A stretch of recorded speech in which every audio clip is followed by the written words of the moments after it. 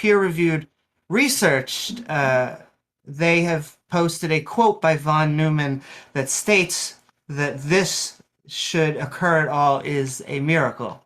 But I also want to go back to the fact that natural machines, it would have been arising for 4.5 billion years, and then just in the past 100,000 years we had humans, and just in the past 1,000 years we had created machines. And so there is no reason to think that anything like our genetic code or our mind or our brain or anything like this has to come from a designer, has to come from a supernatural source, or that it leads to a god. Also, welcome, TJump.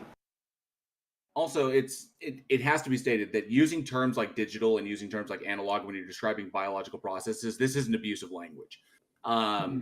Words are, the words that we use in our lexicons are nebulous. And like, just for example, using the term observation in colloquial terms, using the term observation in a scientific term mean two totally different things. So,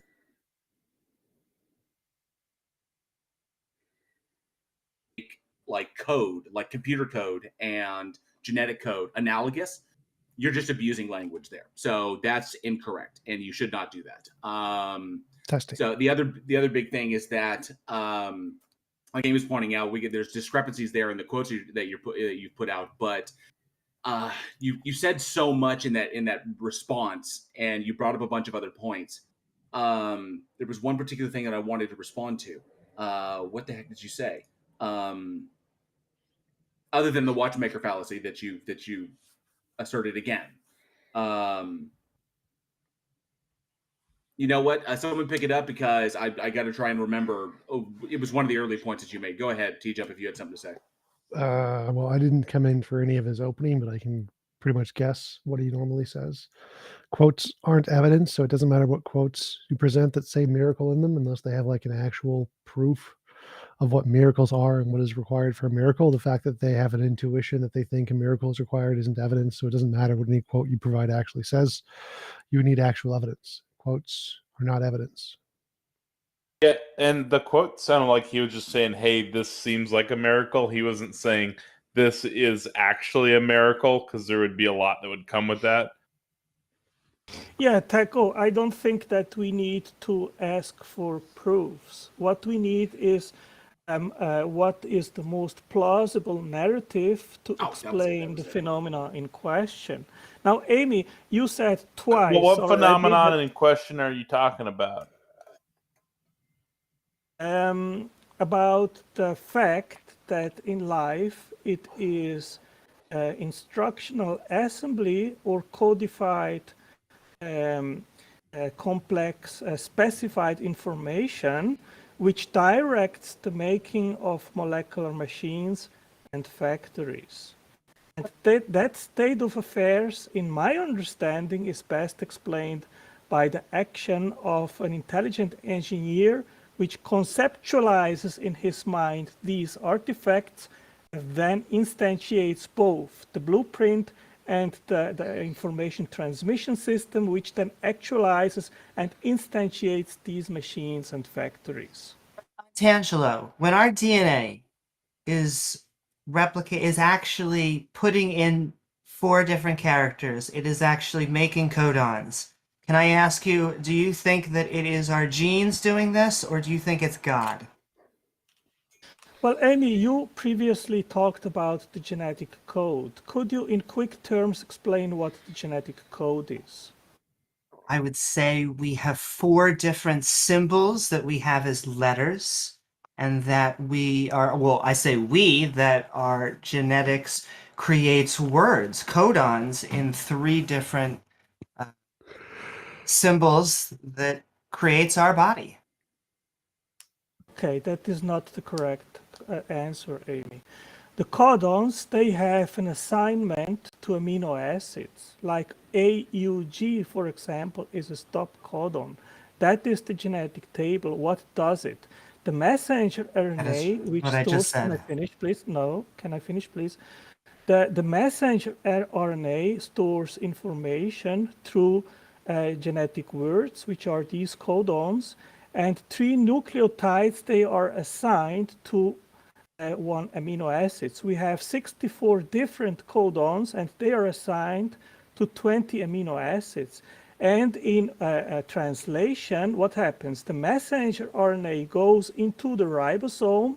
There, the tRNA anticodon then, which will indicate to the amino acid tRNA synthetase which amino acid that has to be added to the polymerase chain, and it will then be picked amongst these 20 amino acids and added to the elongation of the amino acid chain. So what we have is an assignment of meaning, and I can give you an analogy here. For example, you have a translation book from English to Chinese. That's not and analogous. The word, I'm and sorry, the that's word, not analogous. Can I finish, please? No, Tangelo, I'm sorry. No, Tangelo, we've already been down this road. He also didn't answer my question. Yeah, I Tangelo, am we've been down this road answering before. your No, question. Tangelo, we've been down this road before. These are not analogous. You are abusing language on this. But nonetheless, what you completely glossed over one very, very important point is that you speak about this process of the replication of DNA. You speak about this process as though it is flawless. Now, in your worldview, and I've heard you state before that God is perfect, okay?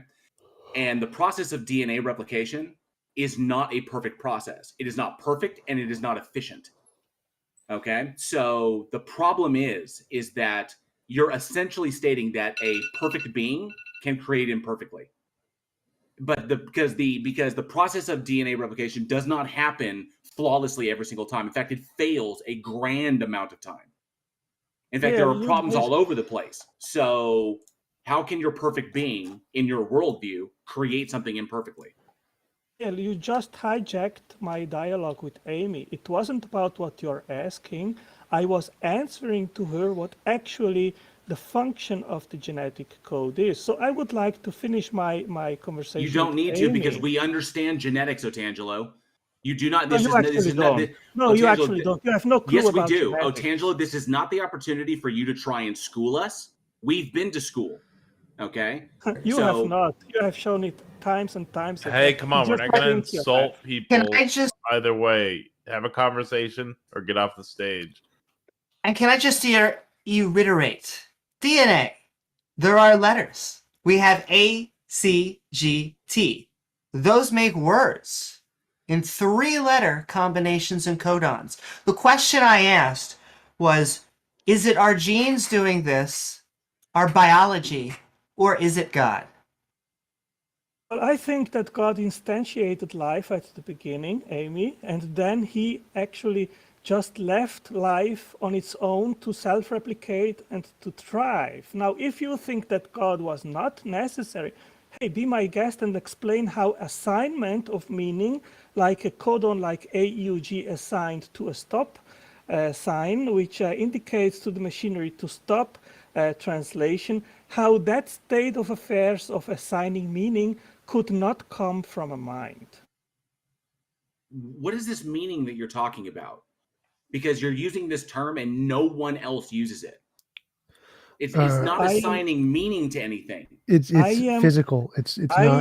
I am want to answer the question. Strictly scientific terms, JL, and there is an assignment or a mapping of 64 codons, triple nucleotides, to 20 amino acids. That is what the genetic code is. If you don't know it, please go and educate yourself and look it up. Angelo, the way it stops is it's a physical marker. So there's a physical bond and a physical connection that causes it to stop. So it's just like the end of a river is a giant rock. It's not actually giving meaning to anything. There's no meaning there. It's literally just a physical interaction, like a switch. TJump, what is the function of the genetic code? There's lots of functions. And they're all physical. So every single one of them. So you don't know. No, that's just explained it to Amy because she didn't know it. Angelo, there is no meaning. There is no meaning in the DNA. It's all physical. It's a physical interaction, physical bonds, physical levers. There's no meaning that is required. Yeah, I find it deeply strange that you keep inserting this word like it has some sort of like that it has meaning when I think it has results. There are results. There are physical results that come from this process taking place. But you're trying to ascribe some sort of like extraneous meaning or agential purpose to it, which doesn't exist. And I don't know why you're doing this. I said assignment, JL. There is an assignment of codons to amino acids. That is a fact. That's physical interaction. So it's not meaning. That's just a physical interaction. It's chemistry. It happens through a physical interaction, TJump. The question is why that state of affairs exists where a codon is assigned or mapped to amino acids. That was my question. It exists because it's the process that produces life. If it didn't produce life, then it wouldn't be stable and it would fall apart and it wouldn't do anything. It's so also oh no, continue. Sorry. No, go. I'm sorry. Go ahead, Amy, please. It's a natural way of data becoming information, but it's been going on for billions of years. We have just become a species that can actually make programming languages. And so I want to know, where is this guy? And I also want to know very specifically, is this what convinced you, Antangelo? Is this why you are a Christian? Amy, when you see a blueprint on the table and you don't know how it was made, and it contains the precise instructions, sizes, materials, shapes, forms, and whatever is needed to make a machine. And you have two options there. Either there was intelligence involved to make that blueprint or there was not. Which of the two options do you think is the most case-adequate explanation? In a blueprint that was made by a design creature, it was designed because that's how it's set up. But if you're looking at a clogged river, you have to find out, was it a beaver or did it clog naturally? Right. So we have an analogous situation, Amy, in genes where the sequence of nucleotides directs and instructs the making of a polymer chain of amino acids, which then will become a molecular machines, which are proteins. And if you don't have that specified complex sequence of amino acids, that strand, it will not fold in 3D form and then become functional. So the question is, where does that specified complex sequence of nucleotides or that information or instructional assembly and operation information come from? Either it was an intelligent mind or it was not. If you think no intelligent mind is required, be my guest and explain how non-intelligence can instantiate such specified complex sequences which are functional. So I debunked this entire argument last time. Like there's a thousand steps to creating life. And the hypothesis that can make novel testable predictions to explain any of the steps successfully is the better hypothesis. Naturalism has made successful testable predictions about many of the different steps. They don't need to explain every step, just any step at all, like explaining RNA forming on clay or corpuscles forming on clay or just any step individually. If that's explained naturally and it was predicted by a naturalist hypothesis, that's evidence of naturalism. Intelligent design has predicted 0 steps. It has given us 0 explanation of any of the steps at all. So the better hypothesis is naturalism. That's just how it works. The one that makes the successful testable predictions is the better hypothesis. That means the only hypothesis that's reasonable for anyone in science to believe is the naturalist hypothesis. There's no evidence of design. That's why it's considered a pseudoscience. So your argument's debunked. The better hypothesis is the one that makes testable predictions, which is naturalism. Naturalism wins. Okay, TJump, you are conflating what we are talking about. One thing is in regards we absolutely did not. Well, can I finish, please? So one thing is about the quest of where specified complex information or instructional assembly information comes from. Like no, that's also a pseudoscience. That is, can I finish, please? Mm-hmm. So that is one question. The other is, of course, how polymerization of nucleotides occur, which is what you addressed No, in our Antangelo, debate. no, Can I Antangelo, finish, please? Antangelo. I would No, like no, to no, no, finish. no, no, I no, would like. No, no, no, no, no, no. You no, don't no. interrupt me. I am permitting Antangelo, everyone to make a Antangelo, case, and when you finish, then Antangelo. I answer. So you You're will saying not stupid interrupt me. things, You will Antangelo. not interrupt me. Antangelo, Teacher. you're I will saying overtalk you no. until you let me We can finish just my mute you, sentence. Antangelo. Okay, So so I leave the okay, the stage. I would That's be. I'd it. appreciate Either that. you Run But away, respect run me away, or I Antangelo. leave. Okay, No, okay. I'm So not have a running away. back and Antangelo. forth, not this whatever's going on. Stop fighting. Have a back and forth. so this applies to both. I want to finish my sentence. That's great. So Antangelo, my I statement applies want to you both. to finish my Antangelo, sentence. Antangelo, I stop. want is you gonna to finish permit your me to sentence. finish my sentence. Let Otangelo finish his sentence. It should only take a few seconds, and then you can continue to jump. Angelo's not the most No, I'm decent not guy. interested in listening to Antangelo Thank talk you, for another thank you. minute. What I said applies to both, Antangelo. I am not interested to listen to you either, Can we just take him to? Let's move on Yeah, to the we'll next move one. on to Yeah. the next one then. So, Sorry about that. Just Uh, to so- repeat, Hey, what I said applies before to we both. move Okay. on, I want to hear T-Jump, and then I have something to say. So Cool. what I said, the scientific method of making predictions to explain hypothesis applies to both the origin of information and the origin of nucleotides. So it doesn't matter which one you go to. Both are best explained by naturalism. Both naturalism makes testable predictions, which explain the hypothesis. Intelligent design makes zero. That's why it's pseudoscience. Applies to both. So until intelligent design starts making novel testable predictions, it's a pseudoscience. It explains nothing. You can't use it in science ever. T-Jump, good morning. If you could Hey. increase your volume about 10 to 15%, Hey, you'd be Amy. right in line with the rest of us. I just want to say, Tangelo did start to talk about one thing that I'm glad that he got cut off on. It was about Chinese characters being proof of Christianity, and there's so many problems with that. They're Testing. religion by well over 4,000 years, and to say that the Chinese characters come from Christianity just doesn't make any sense at all. They make all kinds of mistakes like that. First of all, the timing issue. Another one is they'll take characters and pull off the radical small portions of the characters and ascribe meaning to them that it doesn't actually mean those things. So that's another fallacy that's created with that. If anybody's ever interested in looking into more of that, it's just search. A good place to start would be Rational Wiki's Hanzi of Genesis, and that's spelled Hanzi. And I'll post the link for that shortly. Thank you very much. What was that? I remembered what I was going to bring up because at that moment, because he spewed so much stuff, he just gish galloped a whole bunch of information.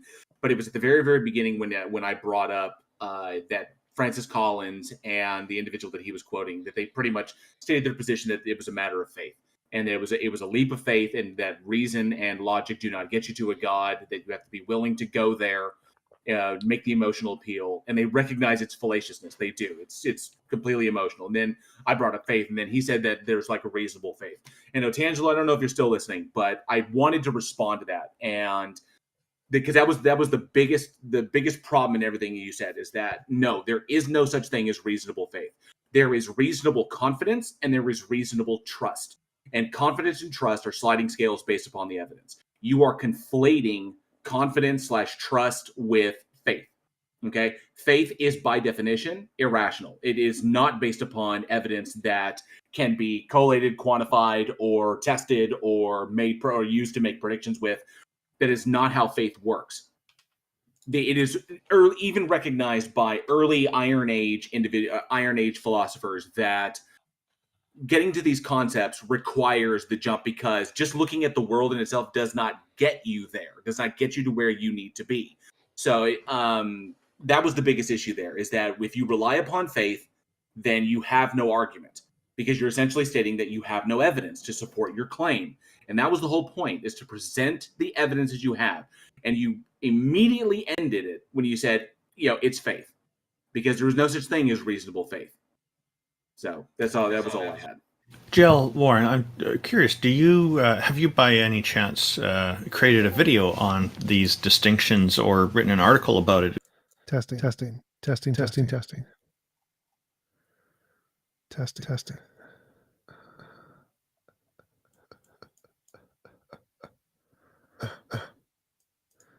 Testing.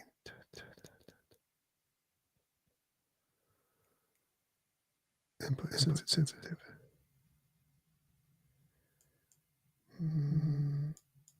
Close. Realize that you're putting it in the wrong thing. That faith is wholly irrational, and while people can choose to have faith in things that they have no evidence for, which is fine, they need to be able to recognize and be intellectually honest about what faith is. So yeah, I touch on this multiple times whenever I'm covering somebody who brings up faith and that how important faith is. And of course, the biggest issue is that it's about confirmation bias. Essentially, what individuals like Otangelo are stating is that you have to believe in this thing first before you can find evidence for it. Is that I need to be, like they keep saying, like, you need to be open. You need to have an open mind. You need to have an open heart. You need to be able to approach this thing willing to see these things. It's like, well, if you entail that, if God requires that I believe in it first before I can find evidence for it, then that's extremely problematic, that your God would demand that I succumb to confirmation bias to justify my belief in it. And every time we get around to this, it's constantly put forward that your God requires the worst mistakes in human reasoning be made to justify a belief in its existence. Logical fallacies, confirmation bias, emotional appeals, arguments from incredulity, arguments from ignorance. None of this works. And yet your God requires it, because if we take all of that out, if we say I'm not going to fall prey to this, and our methodology eliminates all of these fallacies and irrational and fallacious reasoning, then we don't get there. So why does this entity, as powerful and as loving as whatever it is, require that we eschew, in his worldview, from Otangelo's worldview, that we eschew all of the gifts of our brains to critically analyze evidence, to come up with methodologies that ensure that they are not biased, that we are doing things correctly and intellectually honest? Why does it require that we eschew all that in favor of the worst things? Why? That makes no sense. It makes no sense, especially if your God is all-knowing and would know that we would run into this problem in the future before it ever even created us. Which is a Ready for question the that next speaker. I'm sorry. Am I boring you, T-Jump? A little bit. I just wanted to say hello. I was a little bit late. What's up, Peter? Hey, Amy. Really good to just say- see you here. One last, and I'll make it quick, is that it was very subtle. He's tried to sneak in abiogenesis. So the genes, well, they are doing their natural thing for the past 4 or 5 billion years, but God came in at like the very beginning, the end. And Amy, one quick addition to your question that he didn't answer. He refuses to answer. When you asked him, is this why you believe? No, it's not. And that is the part that he will never want to talk about. It's also really, really weird that, he rejects abiogenesis when he doesn't think that God is living matter.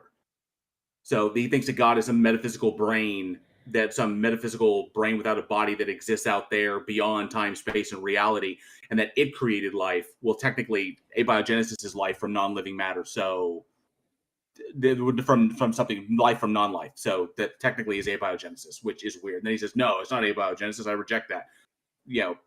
I don't know what his reasoning is. So go ahead, on to the next person.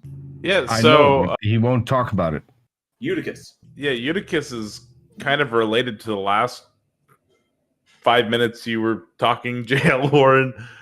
So he was discussing with me in PM's evidence. What is your standard of evidence? I'll let him take over from there. Yeah, it doesn't even need to have a back and forth unless you guys want to, I guess.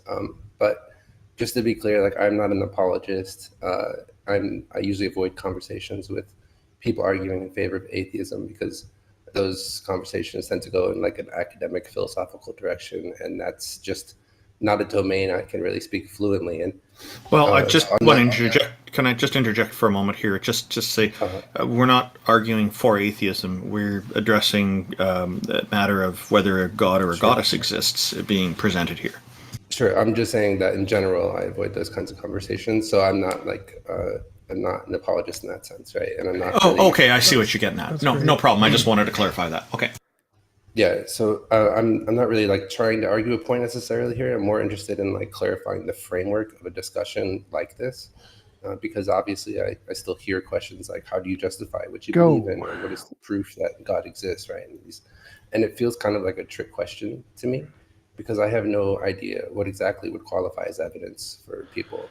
I was not raised in a faith, and I was militantly agnostic for nearly 2 decades. And the thing that brought me to Christianity is pretty subtle and based entirely around personal experiences, which I doubt I could ever adequately explain in words to another person, especially not a stranger who knows nothing about me. But I do know that if during that time that I was agnostic, that if like a blinding light appeared to me and spoke to me saying, this is God and this is what you should do, that I would have run, and I would have been convinced that I was going crazy, and I would not have thought that it was God.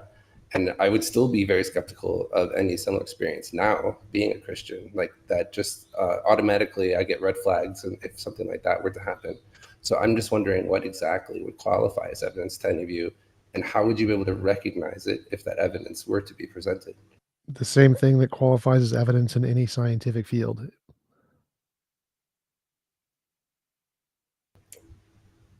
Can I just point out that the term militant agnostic is really funny? I mean, I'm sorry yeah. if anything happened, but Amy, my I was in the live sense that chat, like I don't know, and neither do you. my live chat pointed it out. I think that's actually quite a because good definition of it. The issue, the thing about evidence is that obviously, things that when evidence is presented, we can test it, we can make hypotheses with it, we can make novel testable predictions with it. This is exactly what TJump said. It's how we would handle any evidence given something that is presented as evidence for any other claim. And when we apply, a methodology to that, then we can eliminate something that is proposed as evidence to say, no, this is not evidence for it, or it's not good evidence for it, or it's insufficient evidence for it. So, but when it comes to like what evidence out there would convince us, the problem is that when you're presented evidence for a claim, the evidence seems to support that claim, it opens up more questions. So there's also the matter of if a big, super powerful entity showed up and said, hey, I'm God, and it was like, oh, wow. And it looks and appears like God and like that. Well, just because it does that mean that it's God? No, it doesn't mean that it's automatically God. It could just be a sufficiently powerful enough entity claiming to be God. Also, how would we know that this being is lying? So there's more questions there. So what Right. evidence would convince us? Like automatically and outright, I can only speak for myself. I honestly don't know. But if the God exists and it has the attributes that you think that it does, then it does. It knows what evidence would convince me outright, immediately, automatically, and it has yet thus far refused to give that evidence. So,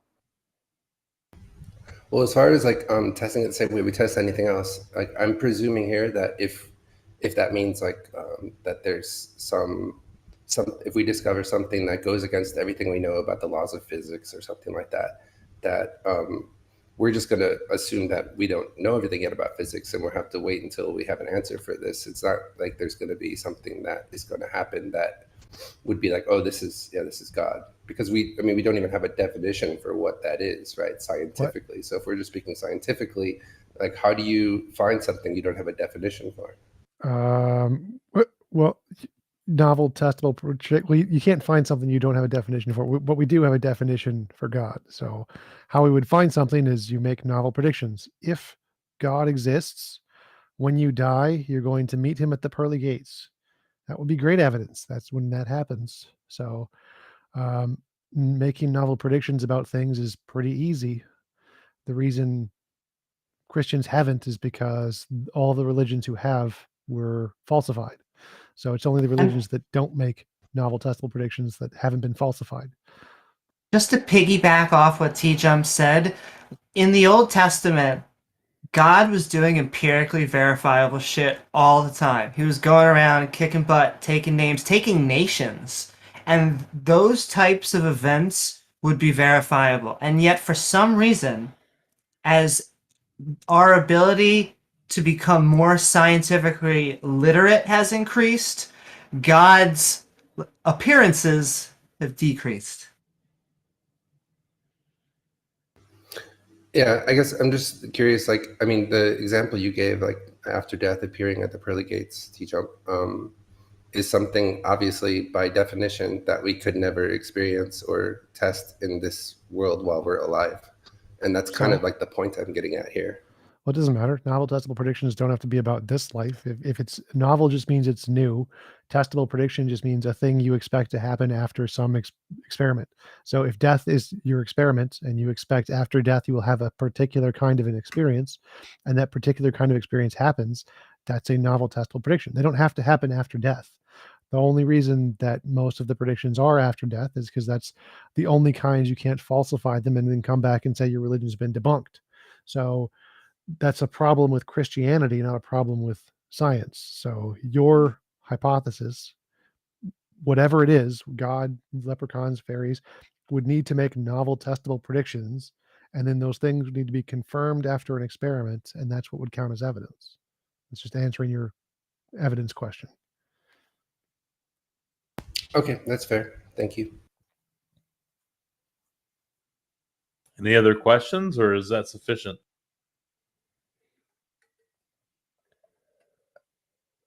Can I ask what convinced you? Is there something, some knockout reason that puts you in the theist camp? I think you mentioned personal experience. Beat me to earlier. it. Ah, gotcha. Well, like I said, I don't know if I could even words, but I mean, it was based around the transformation I saw in a person, and I also kind of always like had an intuition that there was order in the universe, and there's a reason for that order. Now, you know, that right there, that sentence is going to trigger a line of responses that I have no interest in responding to, because it's going to get like, I'm not here defending what I believe in necessarily. I'm just telling you because you asked. One quick question. It's probably not the transformation. I mean, we have Amy here, but it's probably something different. Can I ask what the transformation was? Well, If you don't want to say that's okay too. I mean, it's subtle enough that I don't think I could really explain. I don't think I'm able to do justice to it by trying to explain it. So I don't even want to try.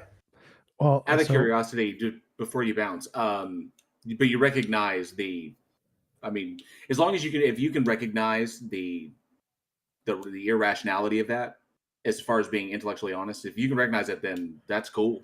Oh yes, I fully embrace the irrationality involved in it, and I would go a step further and say that like I recognize that at the heart of Christianity in particular, there is like a paradox, right, in the idea that God is 100% man and 100% human.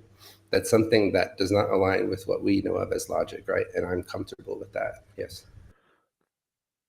So would that, having an intuition and then seeing someone's life be transformed, would that be evidence in any other scientific field as far as you know? Well, this isn't a scientific field, so I don't know what you mean other scientific field. Just any scientific field. Would it, like law, history, biology, it would physics, chemistry? And why? Why do you think that is? Because it's a totally different domain. This is not science here. Well, no. The reason is because those things have been proven false. Like using those as a basis to come to conclusions have gotten it wrong so much. We know we can't trust those as evidence. They have been filtered out in the scientific field. It's not because it's a different field. It's because science tested those things, and we started with those as evidence before science developed, and we realized they didn't work. And so the reason science doesn't accept those is because we know those things are unreliable. Well, that's fine. I mean, like, again, like there's this part of this paradox at the heart of Christianity is this idea that in Christianity, God is relational, right? This is part of what the Trinity is about. It's about this relationship between persons in the Godhead, and also between the Godhead and humans. And that's just not something that I'm really interested in, like a scientific argument about, because I'm not going to break down my relationship with my wife in that manner either, you know. You can prove your wife exists. That would be the difference. That's true. It's much easier to prove my wife exists to you if I can just take a picture. Yeah, but the question is more like science wants to differentiate. Is it real or imaginary? So if you have a relationship with your wife versus a relationship with an imaginary friend, What are the differences between these two things? And with a wife, we can make novel predictions and confirm them, like taking pictures. With imaginary friends, is there any difference between your relationship with a god and your relationship or somebody's relationship with an imaginary friend? Yeah, I would say the relationships are different. Yes. Well, he stated that he acknowledges that there's an irrational aspect to this. What's the that difference? Yeah. What's the difference between my relationship with God and the relationship with my wife? No, No, an imaginary friend. Yeah, so say you have a relationship with God and somebody else has a relationship with an imaginary friend. What is the difference between those two? Oh, I don't know. I suppose it would depend on the imaginary friend.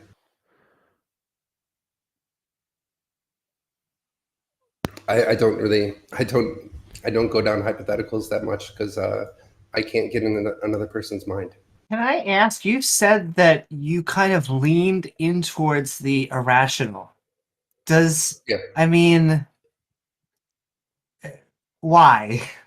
Well, I just think the universe is weird enough that makes sense.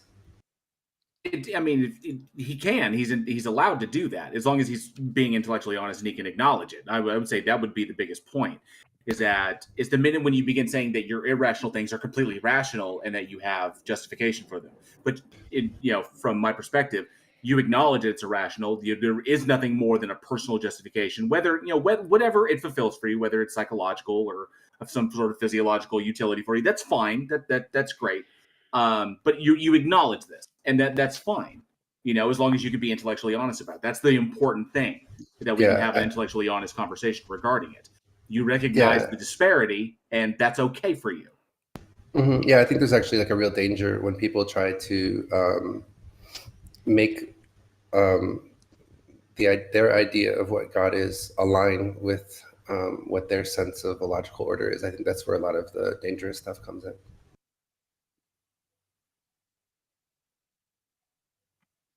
I would also, well, and like I said, Taco, or if anyone else, if I'm overstepping time, but I kind of just want to know and press on like the whole Christianity thing, because from one aspect, you almost sound very deist, but you have a personal relationship with Jesus, and I always want to know, do you believe, and tell me if this is a straw man, in ritual human sacrifice is a good thing? Ritual human sacrifice is a good thing. Yes. No, I don't think it's a good thing. Okay. How is what Jesus did any different than ritual human sacrifice? Well, Jesus is not a human person. Jesus is a divine person. Okay, so you're right. Let me steel van the phrase. Person sacrifice, not human sacrifice. Or how do you think ritual God sacrifice is moral? Well, or how about blood magic rituals, like blood magic rituals, stuff like that? I think you know the answer to that. And as far as like whether God's sacrifice is moral, I don't even know how to approach that question. Well, because I view it as immoral. I would take that position. I view the Jesus sacrifice as immoral. Any God that would kill his son is an immoral God. I would take it as logically contradictory, is that any entity that claims that it is omnibenevolent or that it is all-loving and is all-powerful has the ability to affect change and operate in a manner that comports with omnibenevolence, and that murder, even no matter how you justify it, killing something when you don't have to kill something is logically contradictory. God has the power to do things a particular way. It should, that comports with its supposed attributes, and it, for some reason refuses to do this, which is just ridiculous. Because if you're all loving and you're all powerful and you know everything, then you don't need to kill anyone in order to affect any kind of change. You could just affect that change because you have the power to do so. So without violating free will. So, but God doesn't apparently do this. So God doesn't operate on these terms. It operates in decidedly human terms, which is weird. Yeah, well, I mean, offering up like a succinct explanation of the atonement is something I wasn't prepared to do right now. And I don't think that's really what this stage is for either. So I'll just leave it at that, because it is something that there is an explanation for, but it would take a while to break down, and I did not come here with that in mind. I just wanted to drop one thing off and see your guys' answer to that.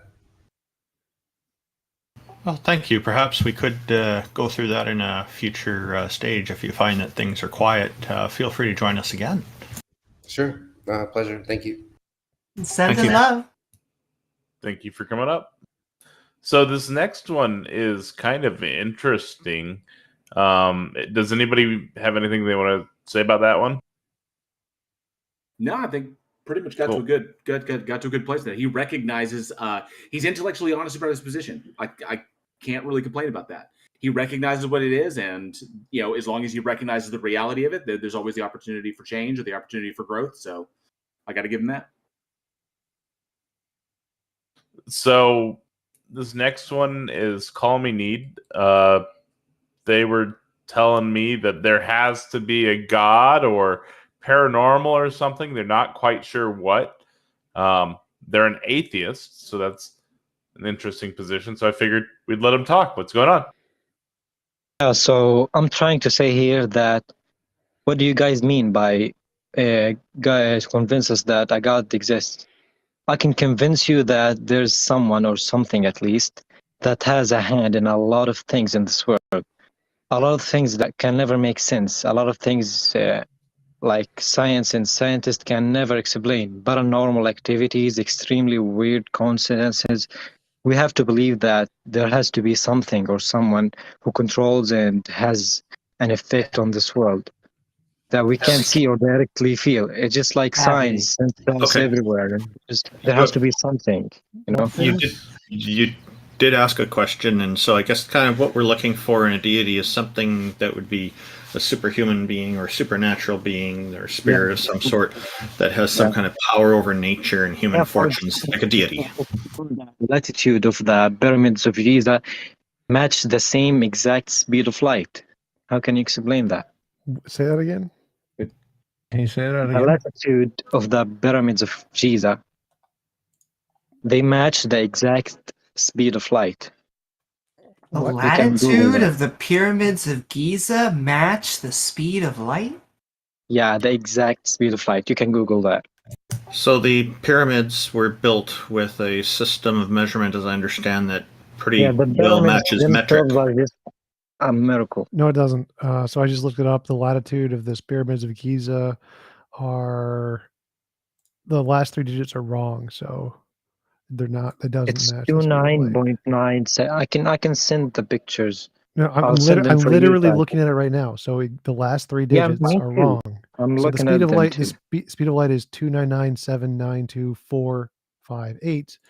The latitude That's of Giza, which is so the same as wait, latitude of Giza is 299,792,311. So it's missing three digits.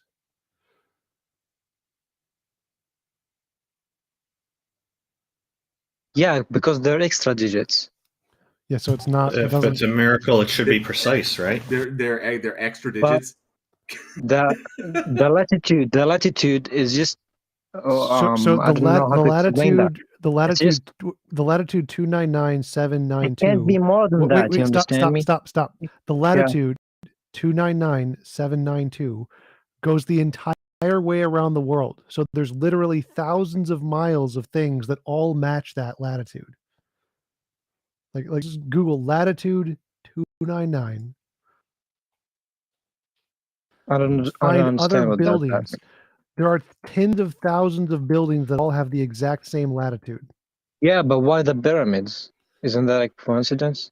Yes, it's a coincidence, just like every other building that's on the exact same latitude. And do you think it just doesn't mean anything? No, because literally there are tens of thousands of buildings on that latitude. Why is Uncle Bob's house on latitude 299,792? Why did the designers of Uncle Bob's house plan this? Is this a message from God that they Pyramids wanted to put were it? built million years ago. It doesn't matter when it was built. Nobody knows Uncle how Bob from they were 3,000 years built. ago. Why is Uncle Bob's house from 3,000 years ago on the latitude 299,792? This might help. So call me Need. What god do you think is real?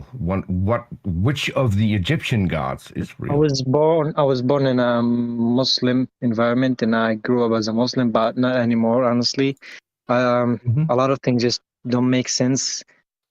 For I'm Allah is the curious. God.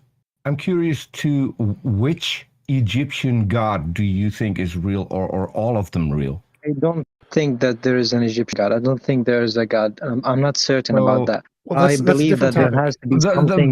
The thing That's is, what I the thing believe. is though. Hold on. The thing is though, you point forward that the pyramids being there is evidence. If it should be evidence for any god, it should be evidence for one of the Egyptian gods, correct? No, that doesn't not the matter. god. No, that has to doesn't be because matter. there are so many other coincidences. So I want to go back to the That actual are even- topic. So But the pyramids. it doesn't matter were what built. God. It doesn't matter what God. Yeah, the pyramids. it might not be a God, even some kind of power. I don't know. I don't believe that there's a God myself, but I believe that there has to be something or someone. That's what I believe in. I was What were you trying to saying? get That's- something that's out. gonna Do you always know? explain Do you know everything. what? Do you know why they built the pyramids? What the pyramids stand for? To bury their kings, I believe. I don't know. I'm not sure, No. and I don't care honestly. They are Oh a my God. pathway to gods. So There are if, so if many you stories think, about that. I believe. I agree, but if you think they are evidence, shouldn't they be evidence for the gods that they are a pathway No. to? No, it doesn't matter. How Really about relevant. that? So I- I want to go back to TJump, actual please, argument. TJump, please let me ask my question. I never interrupt you, so why are you interrupting me? I answered your question. Your question does not logically I follow. didn't ask you a question to answer. Oh, it I'm doesn't matter. asking Oh my God. the guest. I'm Peter- asking. I do not need any correction from you, TJump. Peter, your question has no logical TJump, intent. I You do are not wrong. need any correction You from do. you in You my do. line of questioning. You do. Taco, can you deal with this? Like- Come on, guys, one at a time. Don't. If Peter's asking him a question, just let him ask a question. Everybody has the right to ask questions. We're all here for quite a few hours. Well, I was actually in a line Yeah. of question and Peter interrupt. So I was wanting to talk about the latitude Oh, longitude sorry, thing, which is I what thought he you were brought up. done. I'll mute. I'll mute. No problem. So the latitude longitude thing, one, none of the specific pyramids have a latitude or longitude on the speed of light. The Giza one has 299,773. The Sphinx has 299,753. The Pyramid of Khufu has 299,759. But if you just go to a map of the world and you type in that latitude, and you can see a big line, it goes all the way around the planet, and you can just zoom in to literally any country you want on that line and find someone's house at any time in history. Does the fact that that person's house being on that latitude indicate anything at all? Are you saying that every house has a latitude of 299? Every latitude in that line, so latitude and longitude are lines, like parallel up and down and left and right all the way the world around the planet, right? Oh, I got it. Well, that was just an example. I didn't do any research or something, but that's just one of the paranormal activities that I've noticed that just led me to think that there has to be something or someone. There are tons of Wait, why is miracles that? and, Why is and that things that paranormal? don't make any sense. Why That is that? science can never explain. Why is that paranormal? Again, there is a line, the latitude line 299,792 goes the entire way around the planet. So there are thousands and thousands of houses that have all been on that line. What about that is paranormal or supernatural? Look, as I said, I didn't know any researchers, so I'm not sure if I can answer that. I'm not sure if you're like, but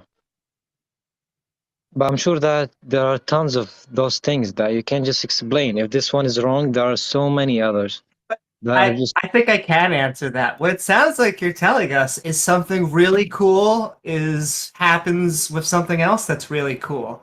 But you would have to show us why. You would have to be like, the people who built the pyramids of Gaza knew the speed of light, and they put this building here because they were trying to transmit that thousands of years later they were trying to give us this information. Or it could be like TJumps said, and they just picked a random address they didn't know. And it's just a really cool thing happening with another really cool thing. What about like latitude line 3.1415? Is that did they all know pi? Did everyone who built a house on latitude line 3.1415 just know pi? What about E or I? You can just pick any number. Not to point out, call me, that the pyramids were built long before the latitude longitudinal system was created. So before we understood that, so the Egyptians had no awareness of this, and the fact that the numbers don't line up precisely, and it's only on one, that's also problematic. That's a really good point. Like the latitude longitude lines are totally made up by people. They aren't like correct. They're just numbers we made up. And so did the Egyptians know that we were going to make up this completely arbitrary system of latitude and longitude lines, and that in this made up system it was going to correspond to the light? Man, I just believe that science can't prove everything always. That's what I believe in, and I'm trying to convince you as well by some examples that science can never ever explain maybe half of those coincidences. This is just one of thousands. No, it's a good. Okay, so call me. You acknowledge that coincidences happen all the time, correct? Right. Okay, so coincidences are not miracles. And two, you're familiar with pareidolia and apophenia, correct? I'm not sure what that means. Pareidolia and apophenia are problems with essentially problems with our perception and reasoning, in which we derive values from patterns that we see in nature, in like randomness. Yeah, the best example I can give you is if you look at looking at the texture paint on your walls in your house, and you can see like faces or objects or things in there. It's because the brain typically tries to make sense of random patterns, of like just random information. It tries to find patterns within that it can better understand it. So this is a well understood phenomenon. All right. So when you're looking at coincidences happen all the time, it's a reason why some rock formations found underneath the ocean from a particular angle look like they were laid bricks, but when you look at them from another angle, they don't. So it looks like, oh, there was a road down here. Look at it from a particular angle. But if you literally shift over to the right, it doesn't look like brick anymore. So it's just a rock formation. Or why people see giants in rocks, so they think that like mountains are like, you petrified giants and stuff. It's the same kind of thing. It's just you're trying to derive information from a coincidence, from a lineup of numbers, but coincidences happen all the time. So my question would then be, just because there are coincidences, does it logically follow that gods exist or a god exists? Some coincidences really just, I don't know how to explain the power of the feeling that I had sometimes that just led me to 100% believe that there has to be something or someone. And I'm sure that each one of you guys has went through something that made him believe that, oh, wow, what is that? It doesn't make any sense, and that there has to be something or someone. And the thing is, it might be explainable, or like, okay, you found some scientific explanation for this or that, but a lot of really big, weird things that science can never 100% explain them. And that just leads us that there is some kind of power, there's some kind of God, I don't know. Well, call me. Why wouldn't I just say no? If I can come up with a scientific explanation for a coincidence and I can understand it completely, then that's fine. But just because there are things out there that I can't, just because there are things out there or coincidences out there that I can't like immediately explain, or they haven't been studied enough, or they haven't occurred enough for us to be able to explain them, then why would I ever assume that that's a god? Why wouldn't we simply say we don't know? I believe that there are a lot of coincidences that you can never come with an explanation for. You can Google that. There are tons of them. That's fine, but that doesn't answer my question. That it's fine that we may never come up with an explanation. Yeah, and those coincidences just lead us to believe that there has to be something. No, it doesn't. No, it doesn't. It just says all you can derive from that is that we just don't know. Well, You can I ask adding you? in you adding in an answer where we don't have an answer doesn't follow. Call me. Can you give us your best coincidence, like the one that is just like the knockout? I'm not sure if I can. Um, I'm not sure really. You can guys Google that. There are tons of them. Well, I think it comes down to Like it. if you Coincidences are just not a type, reason to if you just coincidences, type, even ones we cannot explain, are not a reason to believe in a God. Because it does not follow that gods exist because coincidences occur. Or the paranormal? Because Or, I or believe even the paranormal, yeah. And at most, it might get you. At most, you could propose deism because it's unfalsifiable. But when you're choosing specific gods, then you get into more problematic territory. So it doesn't even get you to that point. So I think it's just an emotional appeal. I think you yourself said so that it was an emotional appeal. That you have this intuition, you have this feeling, and that this is the best answer for you to stick this answer in this slot. It's like, oh, we don't know. We may never know. Therefore, God. Yeah, that doesn't follow, dude. I'm sorry. yeah, that's okay. I understand, guys. Thank you for having me. sending you coming on. love. What? Thank you for coming on. Thanks, bud. Everyone said thank you at the same time. Sorry. No It was issue, no paranormal coincidence. Amy's apologizing like a Canadian here. issue. All right, so Oh, I'm sorry, eh? So Holy Relic was wanting to talk about God's properties, which I really am looking forward to hearing about. Hey, Holy Relic, you there? Hello. Hi. Hi. Oh, so you want? Hello. So can I start now? So Yeah. I guess which God and what are the properties? Okay. I guess I would just ascribe to like the Christian God, and the properties that I'm referring to are, I guess the moral properties that he also, because he's perfectly moral as well. Because a lot of times when you bring up things that should be logically possible, like he should be able to like atone for our sins without like a human sacrifice. It seems like that would be that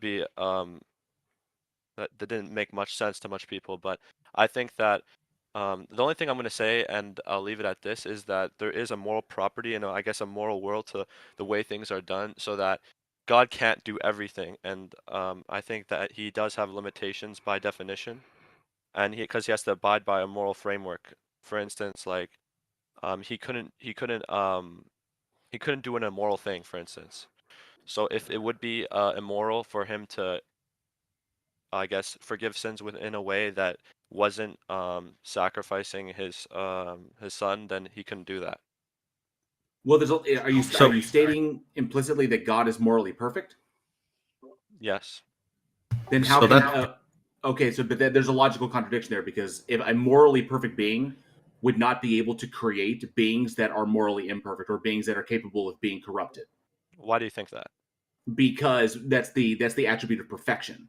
Is that perfection cannot create imperfection? That if you were if something that is perfect creates something that is imperfect or something that can't.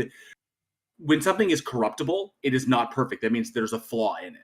If things are designed, and if you can corrupt the system, then the system is not perfect. Okay. So But if God created human beings and human beings are corruptible, if you were by your worldview, and God is morally perfect, this is a logical contradiction because a morally perfect being cannot create things that are morally imperfect or capable of becoming morally imperfect.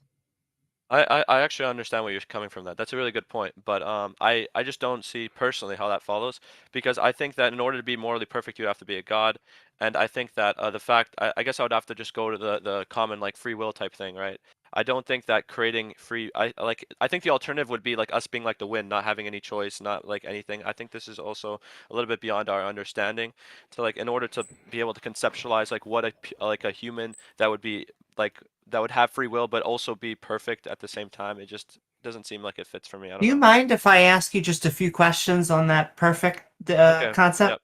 Of course. So you said God can't do immoral things. Can I ask, has that always been, or is that like post Old Testament?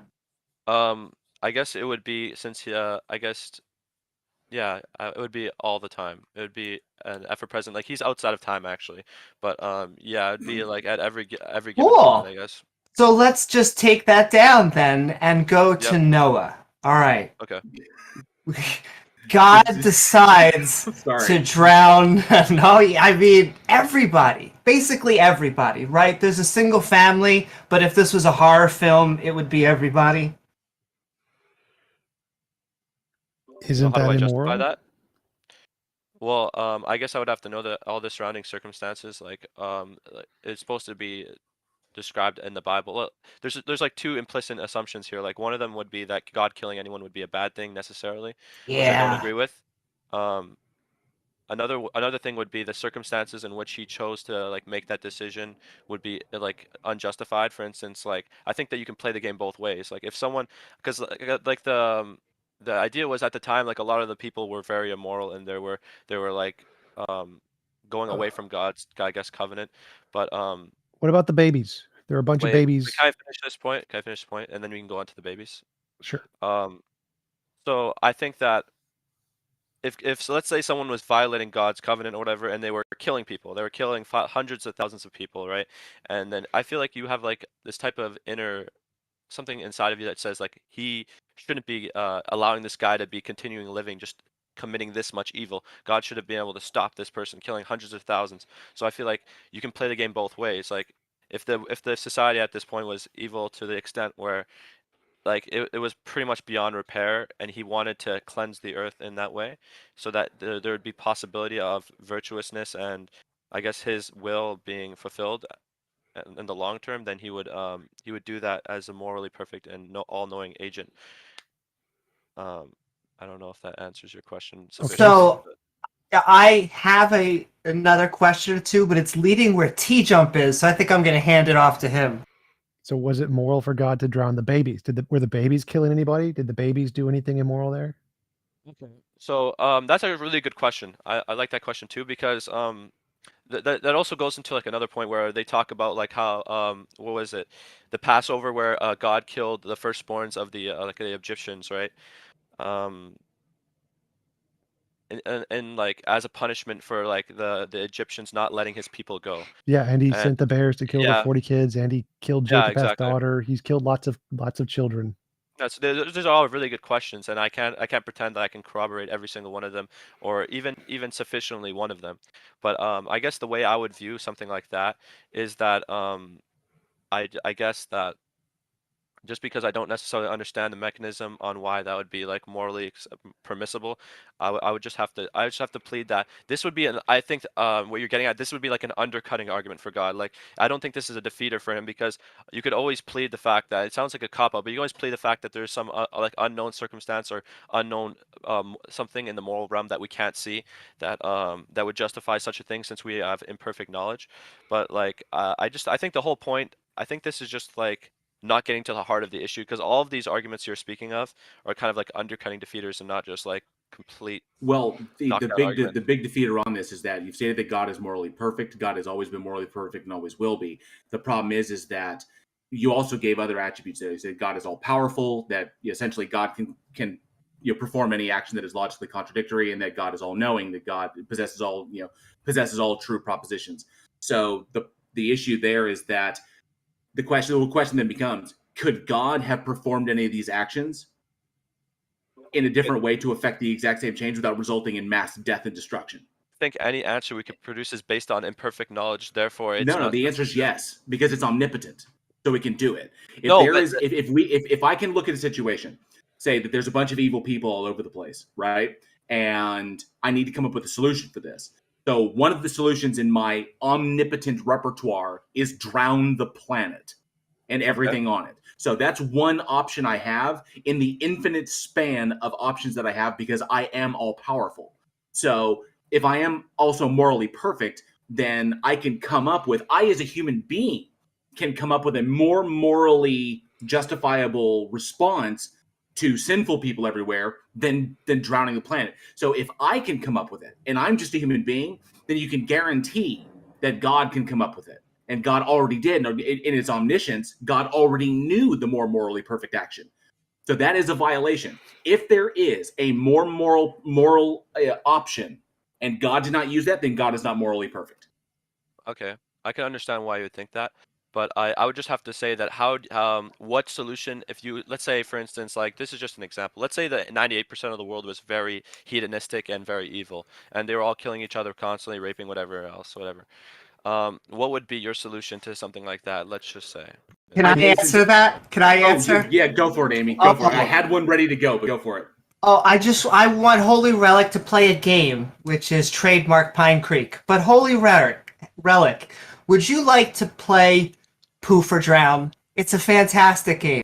So, God comes to you and he says, Holy Relic, I know that I've drowned the entire planet, but that was just season 1. I'm coming and I really need to do it again. We are going to eliminate everyone, except for you and your family, of course. But I need to know, how are we going to get rid of everyone? Are we going to just poof them out of existence, making sure, you know, nothing bad goes on, but they're gone? Or do you want to go the classic model? Would you like everyone to drown? Okay. I think that there's an implicit assumption there that the people that drown don't deserve it. I mean, I think that you have to know the surrounding circumstances. I think this is where omnipotence comes in. I think that you'd have to know the surrounding circumstances on what these people were doing. For instance, like if I saw like a child rapist or whatever, I think that person deserves to drown. I think that they're terrible people and they deserve punishment. I mean, like if everyone was like that at the time, I could understand that type of judgment being cast. Well, that's what's problematic, is that if you're the God, right, and you're all loving and you're morally perfect, that even though that person may have done something totally atrocious, like he was, you know, like he preyed upon children, just blinking them out of existence, Thanos style, would be more morally perfect, would be the more moral option than the agony of drowning to death. Because ultimately the end goal is the same. They're removed from the system. So, but the thing is morally perfect. So it would understand that it's not going to, it's going to die. I'm not trying to teach it anything. I'm trying to teach the survivor something. So the circumstances of their death doesn't matter, because they're not going to learn anything from it because they're dead. So I'm a morally perfect agent, so I'll just blink them out of existence. Poof, they're gone. I snap my fingers in their history, and now all that's left is Noah. That's the more morally perfect option. And in response to what you said, what would be mine? Mine would be, if I was this entity, I would reveal myself to everyone on the planet simultaneously, because I have the power to do that. I would not remove their free will and say, you have this option, I exist. You can choose to follow me or you can choose to not, because I'm giving you the option to do so. And it's going to be it's going to be a legitimate option, because there's no punishment if you choose not to. I'm giving you the option to do so, but you don't have to. So it's a legitimate. I'm not putting a metaphysical gun to your head saying that there's a hell or damnation or punishment. You just won't follow me, which is great. Okay, but it's totally your choice. And that's it. I would give them the option. I wouldn't try to bait them. I wouldn't try to manipulate them with, like, oh, there's a heaven. I wouldn't try to sell them. I just give them the choice. I'm here. I created everything. Here's the knowledge you need. I don't require faith to exist because I'm freaking God, but I'm going to give you a choice to follow me or not. It's totally up to you. Okay. No punishment if you don't. Nothing grand if you do. Okay, my closing statement on this would be that I just think that any judgment we made would be based on imperfect knowledge, and I guess what my point is trying to get at is that any determination on poofing or whatever would be based upon information that is not complete. Therefore, you might be wrong about the type of determination that, like, on your type of moral ruling. No, it doesn't matter if it's not complete. What matters is, can I come up with something better? Well, that's the point. How could you come with something better if you don't have complete information on the topic? Because I don't need complete information on this particular thing in order to come up with a better response. Because we look at what the claim was. The claim was there was sin everywhere, and the response of God was to drown everyone and to kill everything in agony. It's not. I can come up with a better response to sin being everywhere, and I just did. Well, I also think that you're underplaying, like, what's the, like. It's not just sin, right? Like, it's hedonism, it's disgusting. It's, oh my God, babies don't have any of that. You can't say that. Yes, that is really if I was trying to build towards something, what I wanted to say, and you even brought up free will, is that means the possibility, at least, that there is some evil baby that deserves to be drowned. That's really what I'm trying to get to. I guess on the baby question again, I mean, I just don't. I don't think necessarily that God killing a baby would be a moral wrong, but Why I guess not? I'll I mean, you said it, not us. I do have a point. I just want to leave you with to think about. Yeah. Well, actually, I had a- saying I- that. I enjoyed this conversation though. Thank you for. Yeah, I had another question before he leaves. yeah. I just wanted to say, like you've indicated at the beginning that this would be generally the Christian God, and so the way I see it is, if this God is perfectly moral, that imposes a limitation on that God's omnipotence. They're not all powerful then, because there are certain things that they can't do as a consequence of that characteristic. Do you have a way of rationalizing this? Sorry, can you repeat that really quickly? Okay, so if your God is morally perfect and cannot do anything immoral, I'm going by what you specified at the beginning, and it's a Christian God. The Christian God has characteristics of omnipotence amongst other omni traits. To me, that seems like that will limit his omnipotence, because if he can't do anything immoral, then he's not all powerful. There are certain limitations to his power. How do you resolve that? I guess I mean I kind of like admitted this at the beginning. I don't think that I don't think that he can do anything. I think that he can do anything that is morally good. I guess. I mean, I don't know how else. Oh, okay, I missed that part. By your I'm sorry. definition, he could only do what was morally good because he's morally perfect. Yeah. He can't do anything that is immoral. Yes, correct. He can't. Right. So I had a question about that specifically. So let's say I have this guy I know. Let's call him Adolf. Let's say Adolf can never do anything that isn't morally perfect, but he just gassed a whole bunch of Jewish babies. Now, does that prove that he's not perfectly moral, that he just gassed a bunch of Jewish babies? I really feel like this is just like this is so irrelevant. I mean, I It's- don't think it's at all an apt comparison. I don't know. Well, that's great, but I do. So let's go through it with me. So I say Adolf is perfectly moral and he can never do an immoral thing, but Adolf gassed millions of babies. Is it rational to say he is moral, or is it To me, it sounds like rational? you're saying, can God make a square circle? It seems like a logical contradiction. I think any didn't- like I I no, don't. this is not about God. This is about Adolf. So I say there is a guy named Adolf. He is perfectly moral, and he gassed millions of babies. I would Which have is to more say that your rational? determination that he's perfectly moral is incorrect.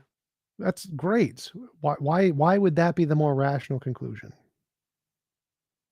Because there is already an inherent like morality that's been instilled in all of us that contradicts your idea of morality that is in Adolf. Right. So the fact that he killed billions of babies means he's immoral, right? Yes. Okay, I'm done. And there really isn't an inherent morality built into every human being. It's not a universal. Is that morals? I think there's Morals some are constants that are. I think there are some universal constants, but there are some things deriving from said constants that aren't universal. Well, I mean, there's like psychopaths who have none. That's I think And more what he's getting at. that would support the fact that it's completely and totally subjective, because morality is subjective to the individual, it's I don't think subjective to the exception group, affects it's the rule. subjective to the village, subjective to the nation, subjective to the planet. I don't think the exception creates the rule.